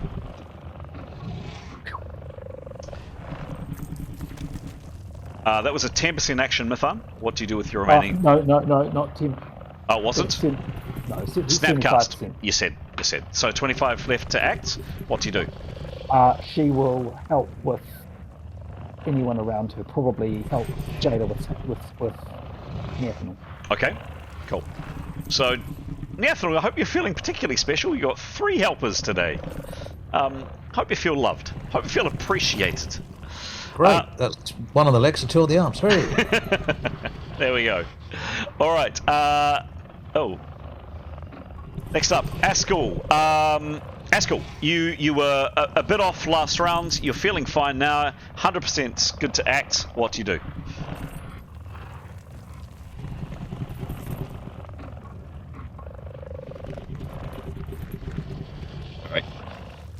All right. Oops. Sorry. Getting issues here. I had to plug in the laptop. No worries. Oh, Do you want me to come back to you? no, I am good now. Okay. There's too many cables in the way. Yep. All right. And my phone keeps ringing. Right. Okay. There's a wall there now. Fantastic. Did I see those creatures there before the wall went up? Yeah, fair to say all of you heard the crunch of feet, and anybody conscious saw it. Yes. Right. Noting that the door below was fully destroyed. We had to destroy it to get in the room. I'll move to block that. We'll just stand in the way and keep a lookout. Okay. And then just basically say to everyone, I'm just keeping an eye out. Okay. So it'll just be move to that doorway, not like standing in full visibility, but just trying to poke your head around to see the creatures. So having a look out the door, is that it? Yeah, sort of just poke head out, but just... So you kind of squeeze. You can see there that Etienne is basically dragging Afsun's inert body. So you squeeze past Afsun's body. Her leg is at a really weird angle, by the way, and past Etienne, and probably easiest if I... Yeah. So you glance out. Could you just join me in channel... No, it'll take too long to do that. Askell, you stick your head out the door, and you glance either direction, and this is what you see. So you poke your head out here. You see this chamber. There's more destruction down here. 2 of these other creatures are down here at this end, and down at this end is the short person wearing no pants, still carrying his tankard, and he's just got a look of utter terror on his face, and he's kind of backing off towards here. These creatures are moving slowly down. You're not sure if they've seen you or not. You literally just poke your head out, so you're standing Here. There we go. You're standing right there. What do you do?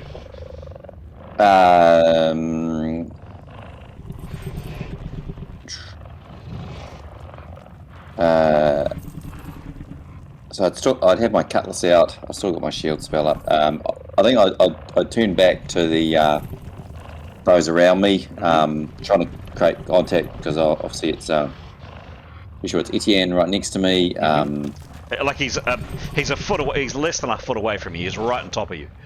Okay. And then who can I catch eye contact with? Whoever's else in the room, like Severin, if he's in the room, I'm not quite sure. Severin's on the other side, unfortunately. Severin's over here. So what do we got? That's Etienne, Afsoon.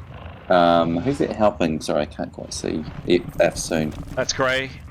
Leif. Tanya. Demos is assisting Mithan, wherever she is. Sorry, Neathanel, wherever she is. I guess I'll have to say to Etienne, and I guess just a general sort of, not super loud, but just they're coming this way. To the group. Okay. Any other actions? Just defensive. Yeah.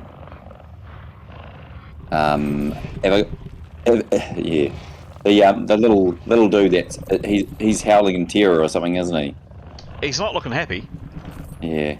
Can I like? Well, I'm not going to call out to him, but just wave with my cutlass, sort of like, come here. Yeah, sure. As soon as you wave, one of these things heads snap around and they start moving towards you.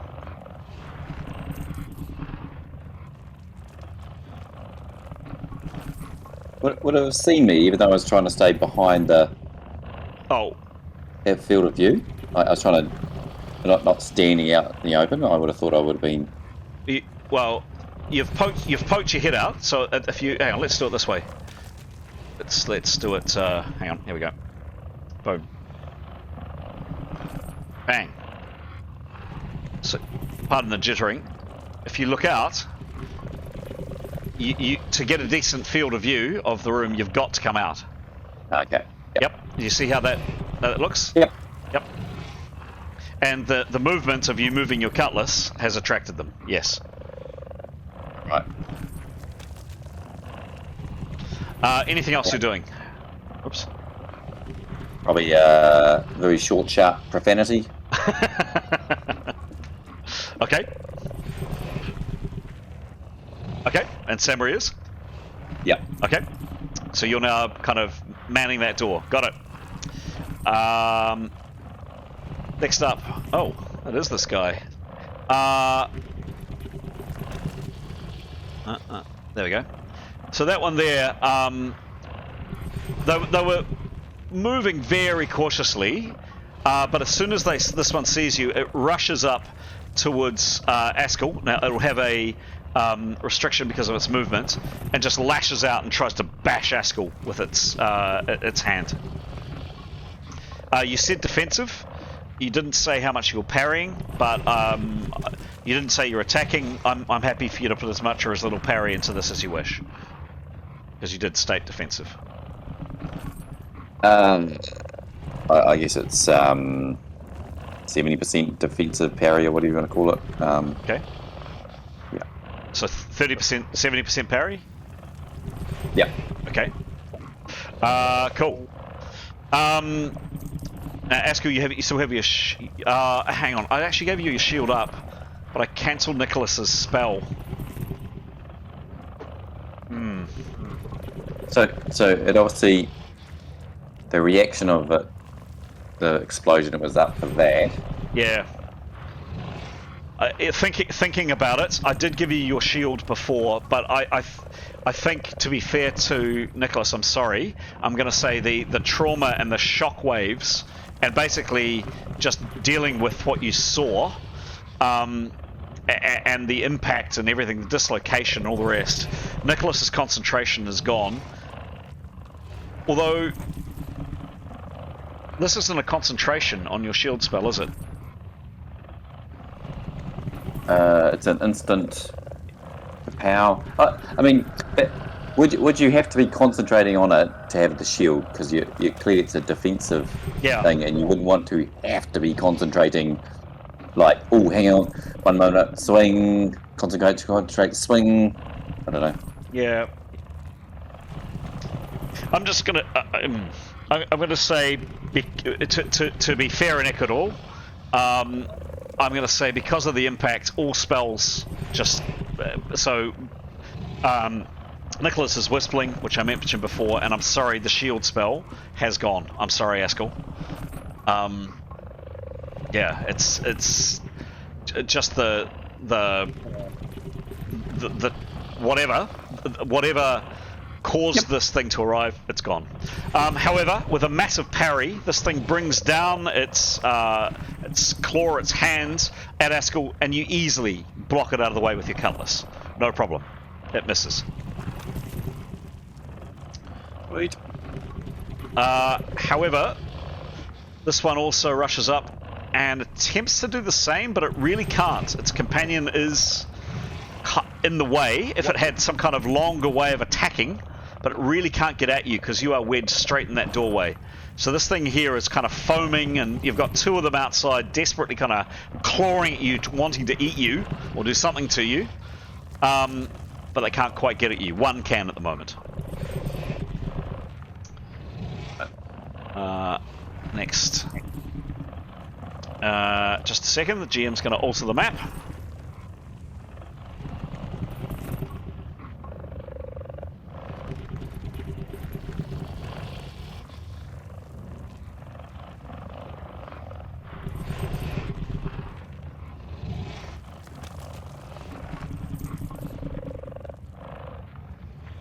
Alright.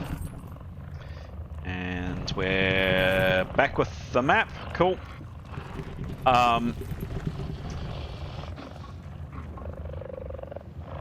Alright, next up is Demos. These things have appeared. Mithan has done something fast, and a wall of wood has just appeared here. Leif has closed the door behind Severin. What do you do?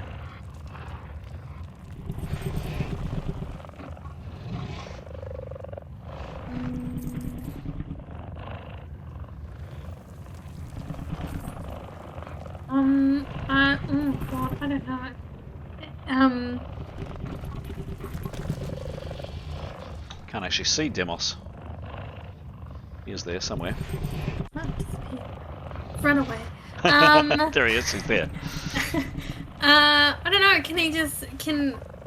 because he's helping Niesnel. Mm-hmm. He's just continuing to help her. Mm-hmm. And I don't know, like, yeah, oh God, I don't know. Just opportunity action, I guess, because there's about 3 other people on Niesnel. Right, so he's kind of, I guess, loosely holding a leg or whatever. Yep. And just sort of ready to jump to action if he needs to. Alright. Okay. On guard. Yeah. Alright, cool.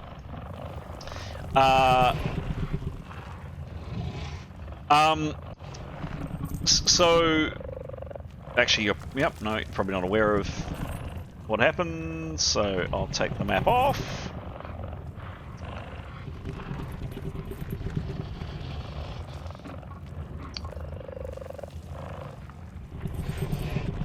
Alright,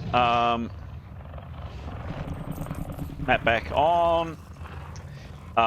Next up. Tanya, a few more rounds of feeling groggy, I'm afraid. Severin, what are you doing? If she can speak, she'll repeat that she's bleeding. Okay, cool. Yes, you put pressure on her wound. Sorry. I don't think she can. She can't do anything, can she? I'd probably allow that. Yep. No, well, definitely if she can. I wasn't sure if she could move, but yes, if she can put pressure on her wound, definitely. Cool. So down to 2 hits per round.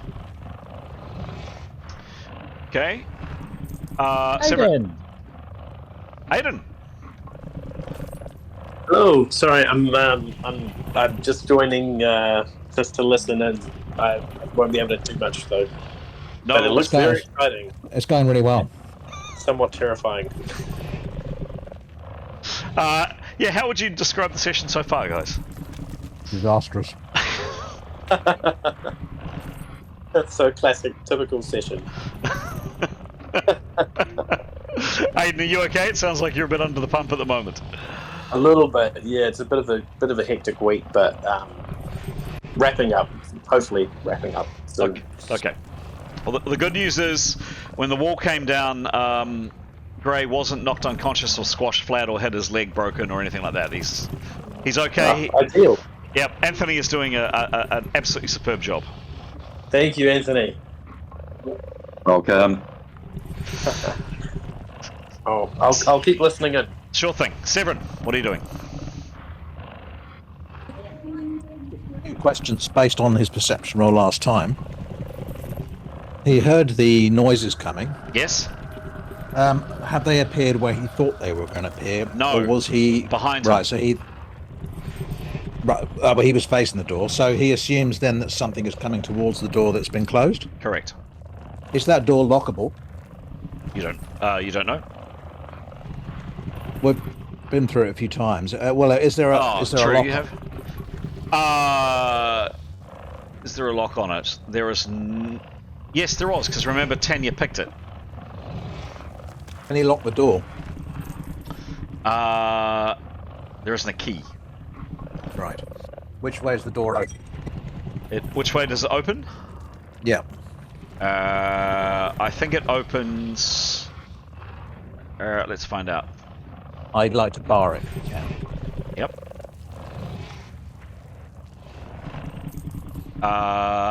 There we go. Come on. Where's my little device? Well, thinking about it, it probably does. If it's coming into a room, one would assume that it does actually open into a room rather than out to a room. But anyway. Let me just check something. There we go.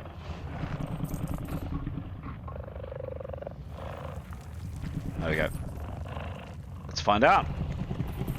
It opens that way. Right, so you can bar it. Okay. Well, he'd like to look at the best way of barring it, either with his body or if there's presume there's no shortage of rubble. No. That's something we've got. If he thinks that will be more effective. The door opens away from you, of course. You saw that? No, sorry, I assumed it'd be the other way, given that we're in a room. Yep, so the door opens this way. There's the... Peculiar. Yep. Okay, alright. Helpful. Alright, well he won't do that then. Alright, has he got a handle on it? Yes. Well, he'd like to hold the door fast. Okay. And announce to the group that for some reason the door opens the other way, which you might imagine it to open, and that there are creatures coming this way, and he'll hold the door for as long as he can. But if someone else could, if there was another way to bar it, it would be a good thing to be able to do. Okay, sure thing. And that is the end of that round.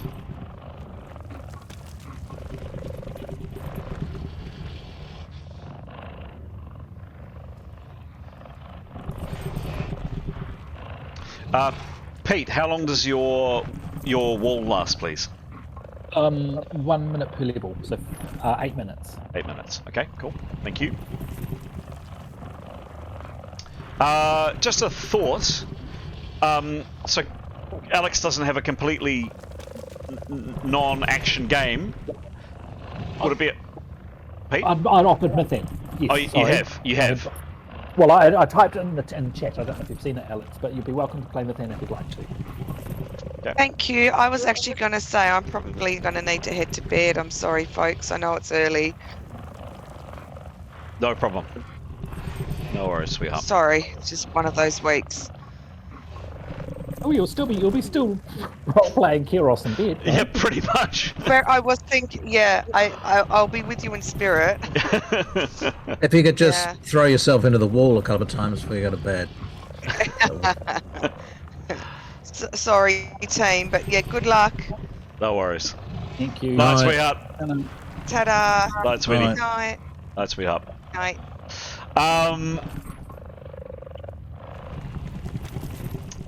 Neathanol is first up. This is your last round of inactivity, Neathanol. You'll be pleased to know.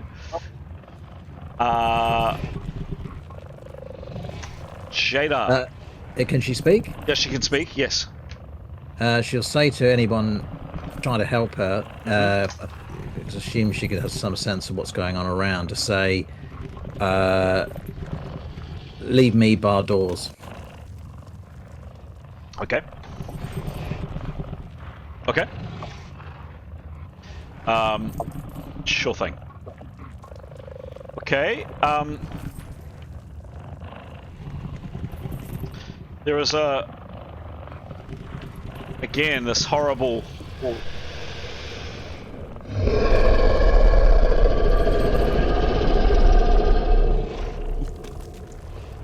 and there's the sound of bashing on this wooden wall.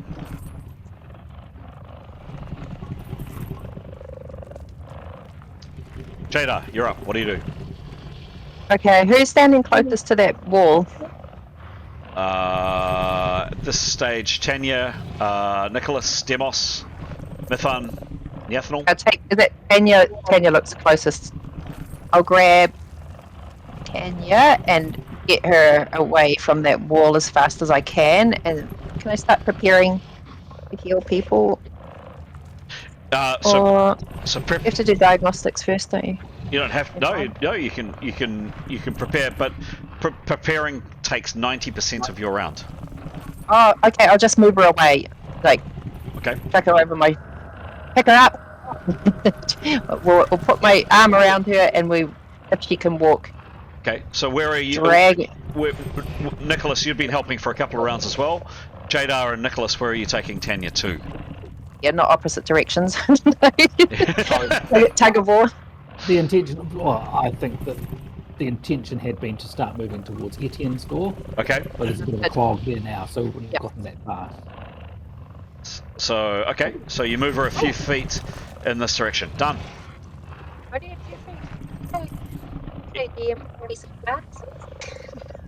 Oh, what was that, Sarah? I couldn't hear that.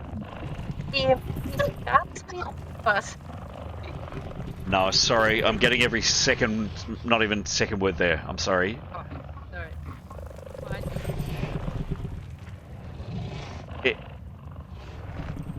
Hello? Hello, Sarah? Nope. We might have to move on. Weird. Sarah's microphone's working sometimes and not others. Really strange. Leif, what are you doing? Just close the door. No, he's helping Karios.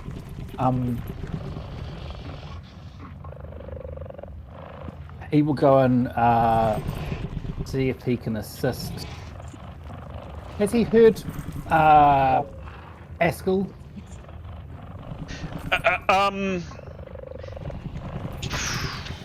Give me a perception roll, because he's on the other side of the room.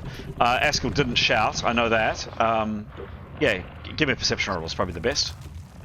Oh, he's reasonably close. I'm going to say no, he did. He would have heard Askell say they're coming this way. Yes, he did. Okay. Yep. So, yeah, Leif will go and help brace the door with Severin. Okay. He'll make sure that Karios is put as far against the back wall as possible. All right. So Out of harm's way. Yeah, right there. yeah, there's no harm in here at all. Okay, and just kind of assisting Severin as best you can. Yeah. Okay. All right. All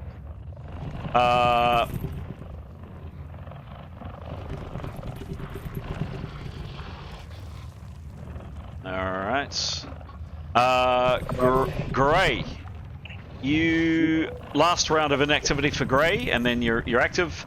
Are you saying or doing anything, Grey, or saying anything? I should say.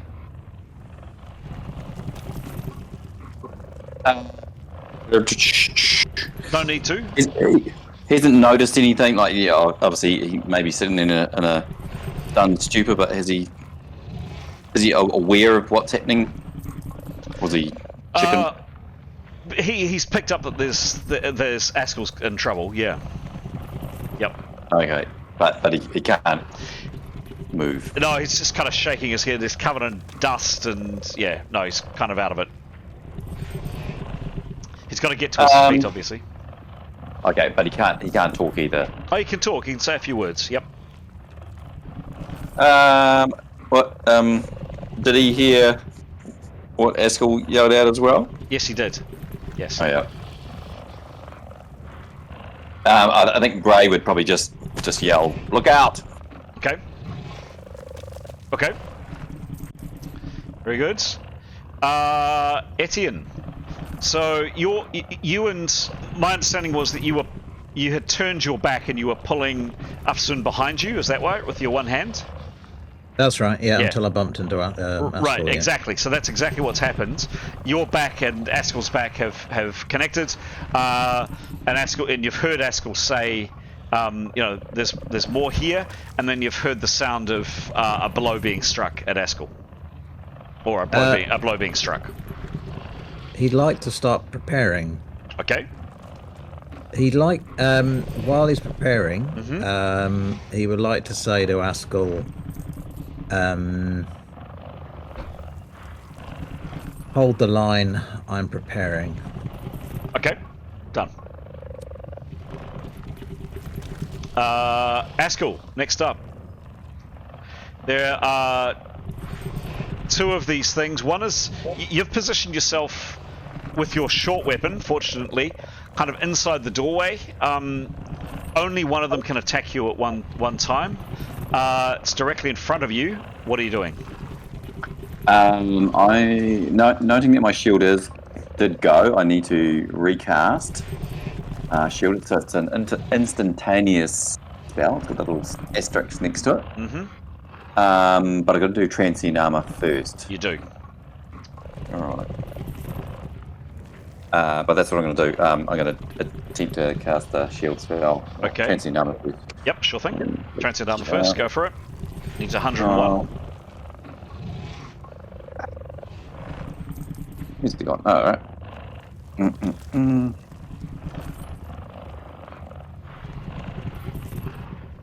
67. 67, that sounds good. What's the skill? Yep. Plus, glasses.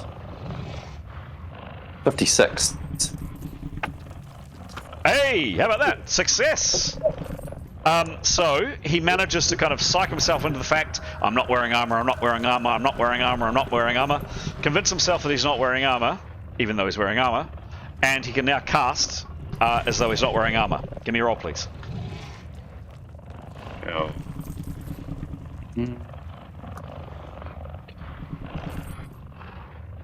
Ooh, 13.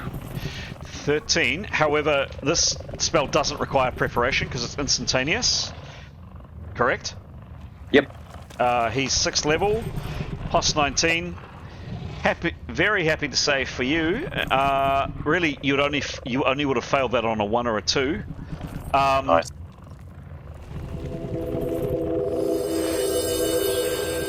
You now have the shield up in front of you. That was a 10% action. You have 90% left to act. What do you do, please? So I've got 90% left. Then I'd keep another 70% still in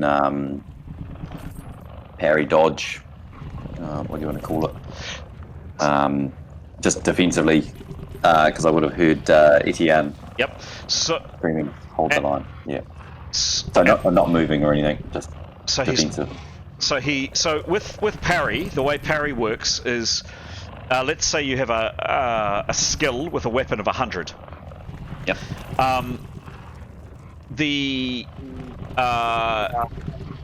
You can parry 100% of that. So you can put all of that into parry, purely defensive. and you still get kind of a lucky strike. You get the chance of basically a +0 attack on that. Or you can split your parry as much or as little as you want. So you could attack with 40% of it and keep the rest for parry, or whatever, however you want to split it up. Does that make sense? Yep. I'll do 30-70. Yeah. So attack with 70 and parry with 30. Is that right? Other way around. Okay. Cool. Cool. All right. All right. So can you figure out? Can you figure out what 30% of his skill with his cutlass is, and give me a roll with that, please? Right. That's cutlass. Oh no, maths. And there's poor light in my glasses. Is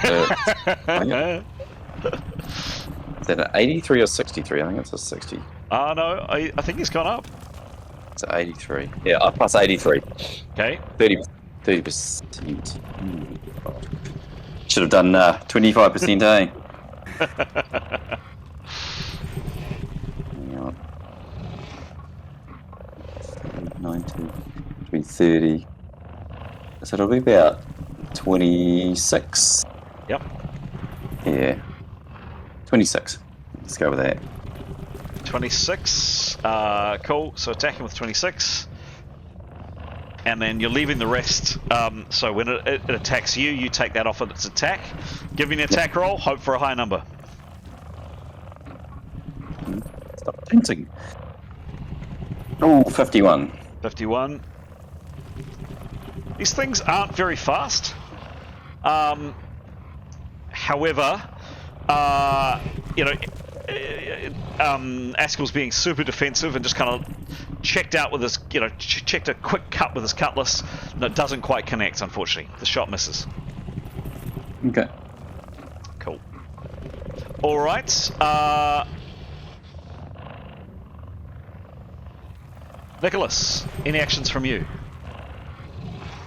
Yeah, he's wanting to move away from the wall and prepare. Okay. So 10% action, 10% movement in preparation. Sure. 90. Cool. Done. All right, Mithun. Is wanting to move so hard against the wall so she can see down the corridor where Etienne and Askel are. She can't, even though she's very tall. Yeah. She probably, you know, there's 1, 2, 3 bodies in front, so it's pretty hard for her to see. Oh, well, sorry. The purpose is she's wanting to move to that position and prepare, and then perhaps next round cast another wood wall in that space. So she's thinking to sort of just see it for the purposes of casting a spell into that space. Okay. Will she see enough for that? I mean, Askel is right where you want. Well, She's wanting to cast it in the big room, beyond where Askel is. I see. I see. To the left of the doorway. Oh, I see. So in here. Yes, exactly. Yeah. Okay. Yes, she can see through into that large room. Yes. I don't quite know where you're planning to cast, but she can see over. She's very tall. She can see over Etienne's head and Askel's head a little bit into that room. A little bit, not much. I mean, her idea is that there's more coming that way. If she can put a wood wall across that big room, we can still maybe escape out that way. Anyway, but that's her plan for now. Move. Yeah. Oh. Yeah. Okay. It's not a very. I'm going to give you a minus to the cast peak because it's not a very good field of vision. But yep, got it. Sure thing. Yep. So she's happy to. Yeah, that's her action anyway. Cool. To stand and prepare. Cool. Or Okay. To move and prepare. Yeah. Okay. Cool. Thank you. So this thing here is snarling and pretty upset. Askel, it's kind of clawing at you. It just can't quite get at you. Another one comes up. And then you see another one too come around. Not that perhaps aware of it. And no one saw the GM move that last counter either. So you've now seen, Askell, there's at least 4 outside where you are.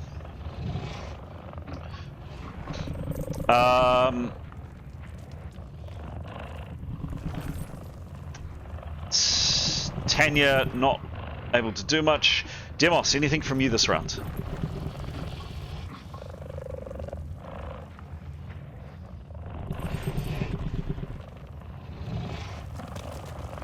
I'm gonna say no. Just yeah, just I don't know. Just being ready for something to come flying at him. Okay. All right. Yeah, just action attack, I guess, or defense. All right. Cool. There's another horrible.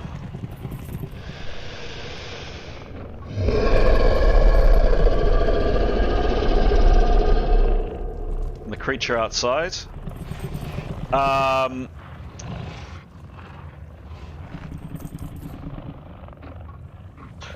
Askell, this one here on you tries to hit you again. Now you're parrying with 57, I think.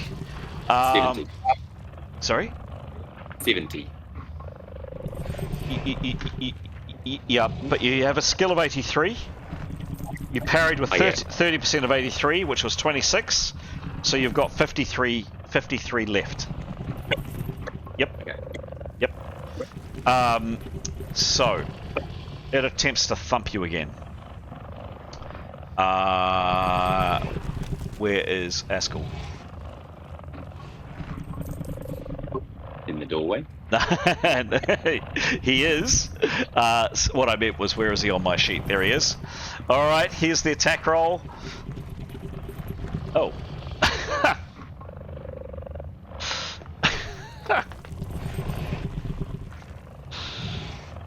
I sell off the table, doesn't count. No. Doesn't count. No, it's a fumble. Fumble's tentacle, nice. Yeah, fumbled. Well, not a tentacle, a bash. Okay. But he is mate behind him. Yeah. Smack him in the face. Yeah.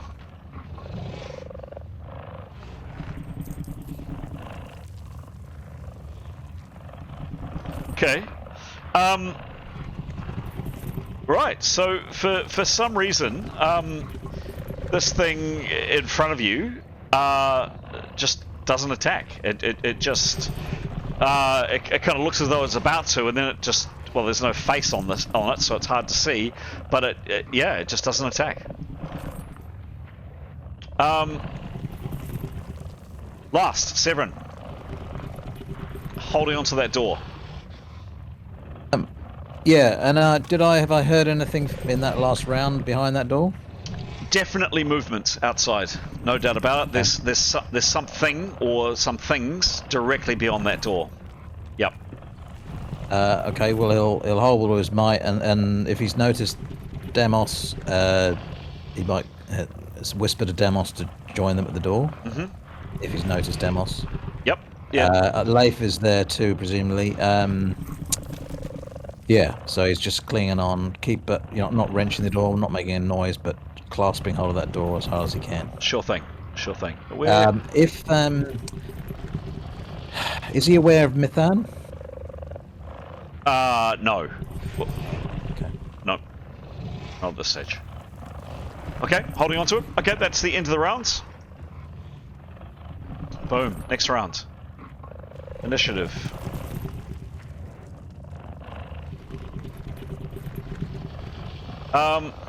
There is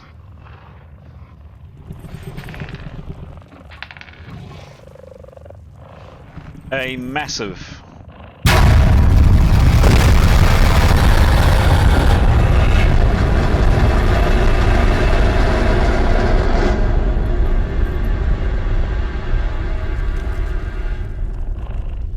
wow, that was loud. That's going to be fun editing that. Maybe not quite that loud. More like that. And I'm sorry to say that your beautiful, beautiful wood wall, I sound like a certain American president perhaps, beautiful, beautiful wall, has been smashed in two. Ethan. A tentacle comes right through and just crushes it. It's now gone. Can I ask a cheeky question? Yep. I assume the creatures on the side were out of the way of the tentacle? Yeah. Yep. Cool. You presume so. Yep. They're not there, put it that way.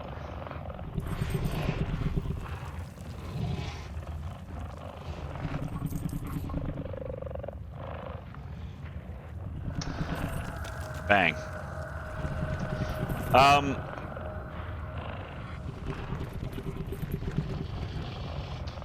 Ethanol, you are on your feet. Well, yeah, you're on your feet. You're able to act. You're unstunned. What do you do? Sorry, prepare? Prepare. Cool. Yeah, where am I standing? About here. Okay, stepped back on the opposite side of the room, but by Karios. So she'd like to be able to see over Etienne, but also facing that gap in the wall for now and preparing. Okay, sure thing.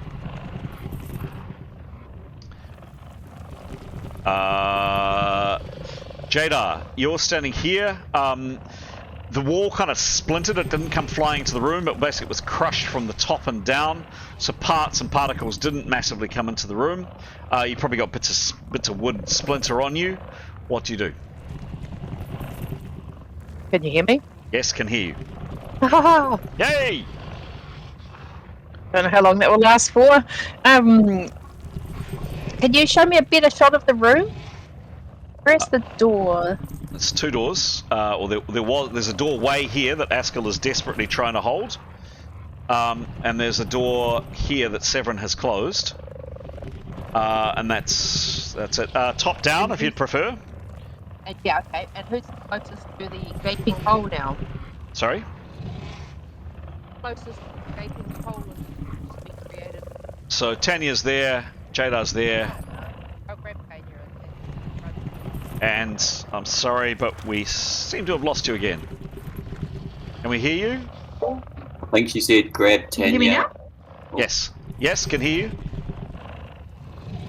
Oh, weird. I'll grab Tanya and grab her and go to the safe end of the room.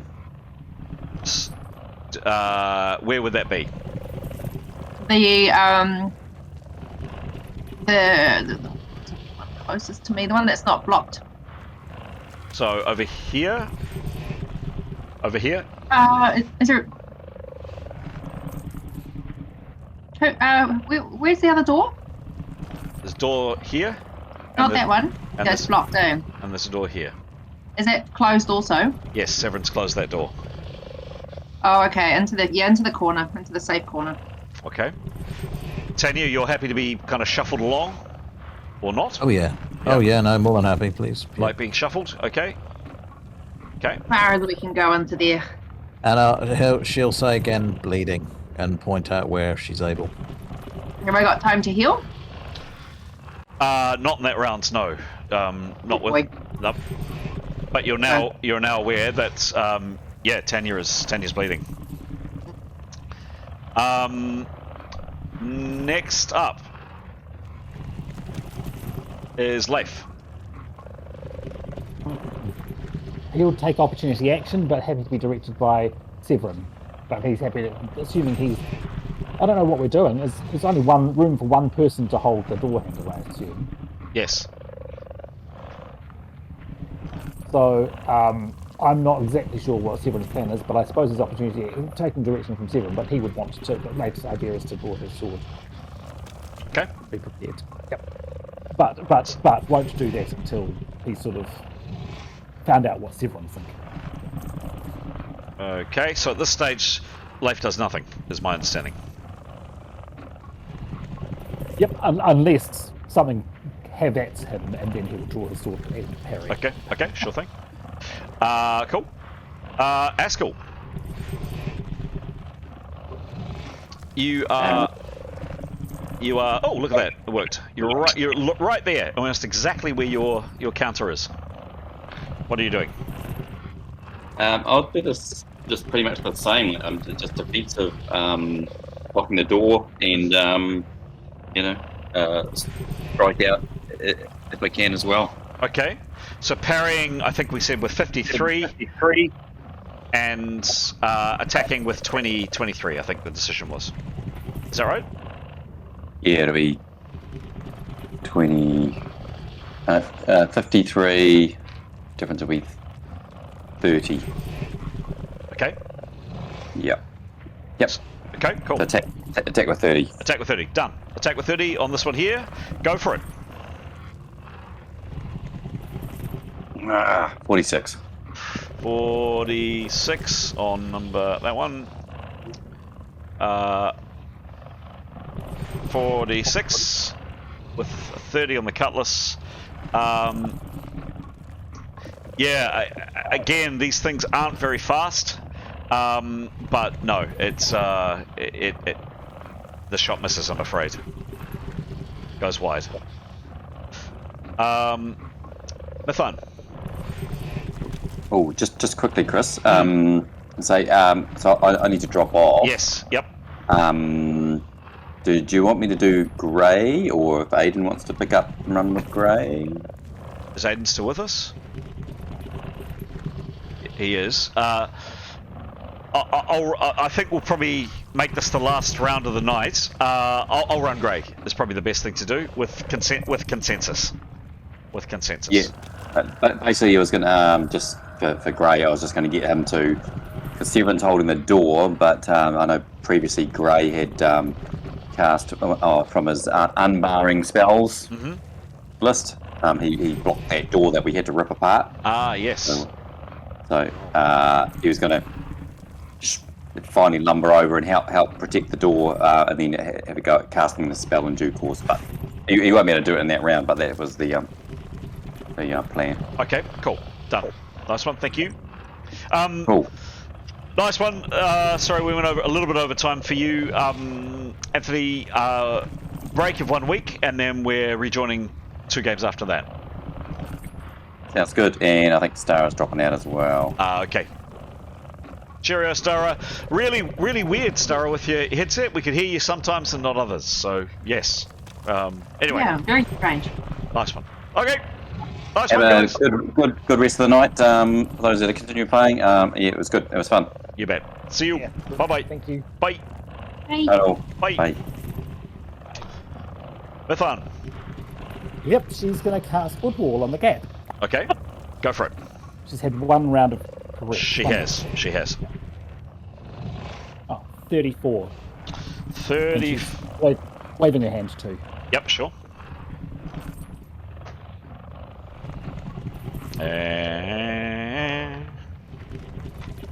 Sure thing. So that's a negative. So 34, negative 15,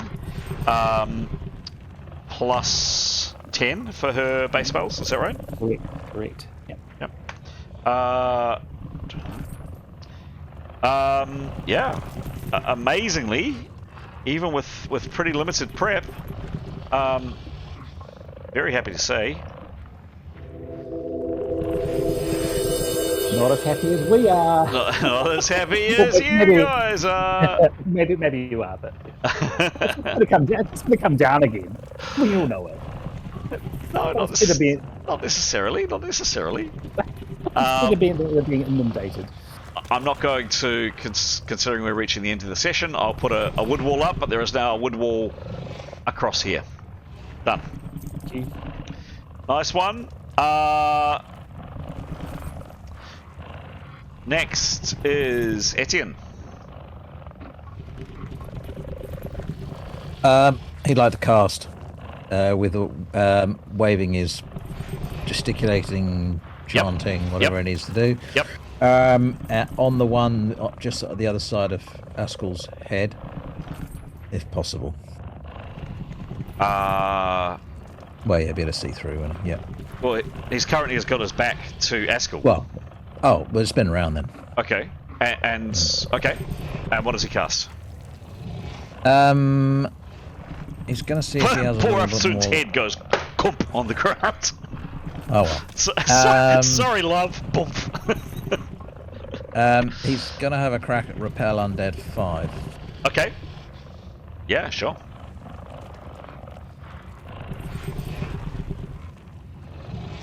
So roll. Yeah, please. Yep, he's prepared 1 round. Yep. 21. 21. Negative 15 plus his level. 6. 6. Cool. Range. Yeah, it would be. Feet. Yeah, no. Yeah, indeed, but you get a bonus for range. Look, I'm going to say within 10 foot. I mean, you're right next to Etienne, and this thing is right up in Etienne's face. Sorry, and Askel's face. So I'll give you a range bonus. Yep. Oh, he needs to. He gets needs one a day. And this is the first time he's cast. Didn't he cast a repel undead with the skeletons? Yes, he did. So he has. Did he? Yes, he did. So he's going to have to roll his transcend armor. Okay. So I'll keep that roll. I'm on a 46 for the roll, but can you roll a separate transcend armor, please? 34. Yep. And his adjustment is plus 81. 81. 81. Yep. Success. Phew. Yep, you managed to get over it. You don't have the penalty, so like Askel, Etienne kind of psychs himself. I'm not wearing armor. I'm not wearing armor. I'm not wearing armor. I'm not wearing armor, and he's not wearing armor. And the spell is cast. So the spell, yeah, the spell definitely goes off. What does this sound like? It probably sounds like.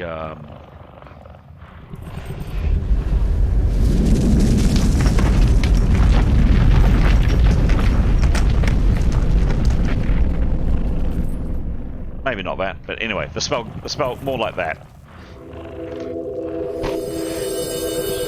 Spell goes off. Right. These things.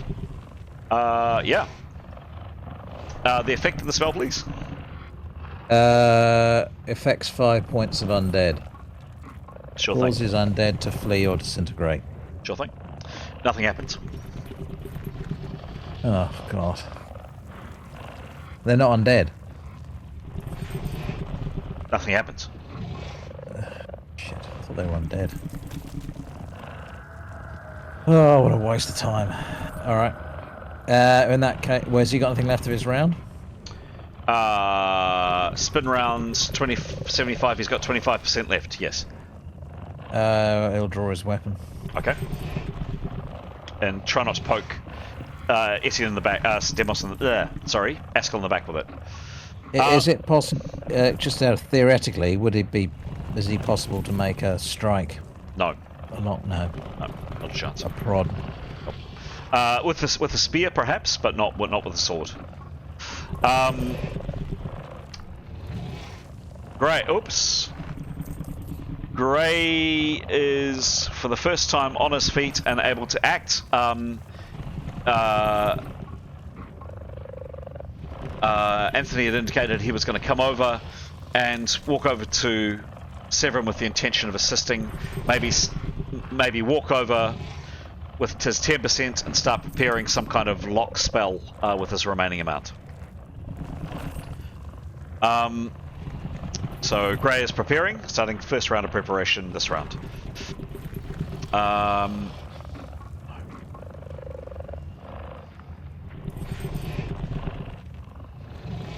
No. Okay. The one attacking Askel gives him a bash. Now this is a negative, both Askel's shield spell of 25 plus Askel is parrying 53. I'll make the dice roll in the open because Askel's player is not here. Exclamation mark RD100. Boom. 74. It's a good shot. But Askel's parrying a lot.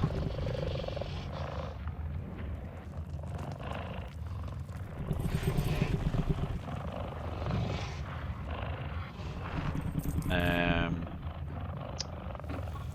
74 Askell has his 25 shield, and he is parrying 53. No, not a chance.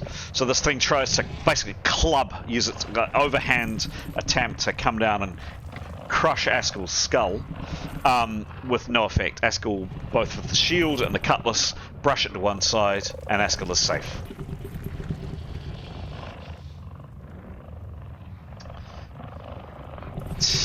Tanya, still feeling pretty groggy.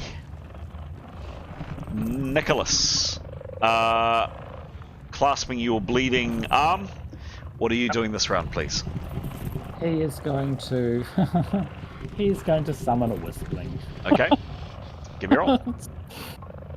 He's prepared one round. 41. All one. Negative 15. Success. And he'll also say, I'm bleeding. Okay. To Okay. directing it at Nathan and Jada. Okay, sure thing. Success.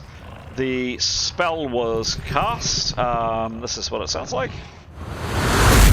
Ooh.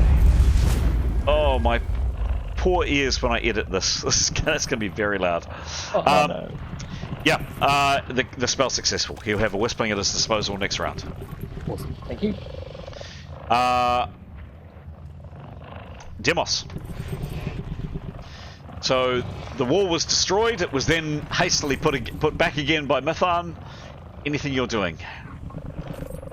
He'd wander over to Severin. Yep. And help out Okay. where he can. Okay.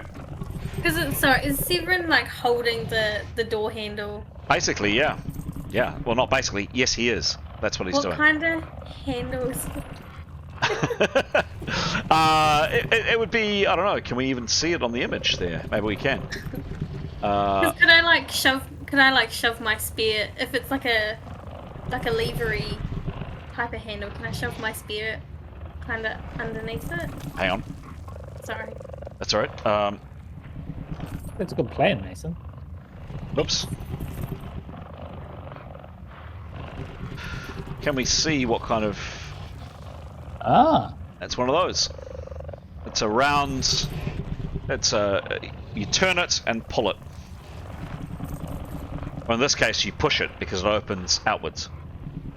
Does that help, Mason, in terms of thinking what you're doing? Could I... So if hang on, let me think. If I was to like lift it so that, and then shove my spear into it and have my spear like kind of barring the door. Yeah. Does it make sense? It does. It does. I understand. Basically, I don't know if we can see a line here, but kind of like that. Can you see? Oh yeah, sure. I was just thinking, like on the that's portrait horizontally.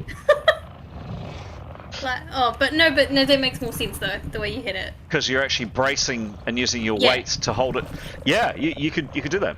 Yeah. Okay. Okay. Could I just ask for a very simple agility roll? It's pretty easy, but just long pointy spear. It's quite a tall room. Just no fumble. So no zeros. 1, 2, 3, 4, 5. It's a 7. You were close. So, Demos, you're kind of fumbling your spear, you're picking it up, but, the ceiling in here is not huge. Your spear is quite tall, so you've got to kind of wiggle it round. You kind of almost drop it. It nearly comes down on Severin. The point nearly goes through Severin's shoulder. You get it at time, and then just kind of wedge it down into that door. So what with Severin kind of bracing himself and holding the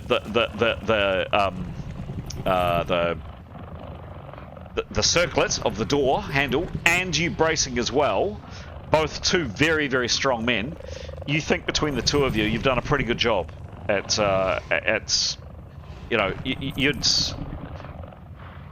it would be challenging, not impossible, but very hard to open that. Nice work. Anything else? Anything you're saying or doing, Demos? Probably just look at Severin and be like, "You good?" Yeah, having a great time, says Severin. Sorry, speaking on Severin's behalf. I just, Severin says thanks and good move. Cool. And speaking of Severin, last but not least, it is, anything else from you, Severin? Well, I think he'll keep doing. I think he'll probably turn to Leif and whoever else is there, saying, I think we've secured this door. Mm-hmm. I was going to suggest we maybe tackle what was behind it, but I think we can hold this if you're able to assist on the other door. Okay. And that, I think, guys, at 6 minutes to 10, is where... Actually, Chris, can I, No, could I start preparing? Well, actually, it's instant. No, don't worry, it's an object. Don't worry, all good. Okay. Can I just say, at Severin's urge, the words from Severin and watching them successfully bar that door, I reckon Leif would draw his sword and shield. Okay, done. Yes. Okay, noted. Cool. So that's it, guys. Hope that was fun. Hey. A rude awakening. Thank you. Sorry for not being very helpful. I was just driving home. It's then. I'm home now. I just got home now. No worries at all. Did you catch much? Very intense. Did you catch much or any of that? Breaking up. It broke up quite a bit when I was listening to it on my phone.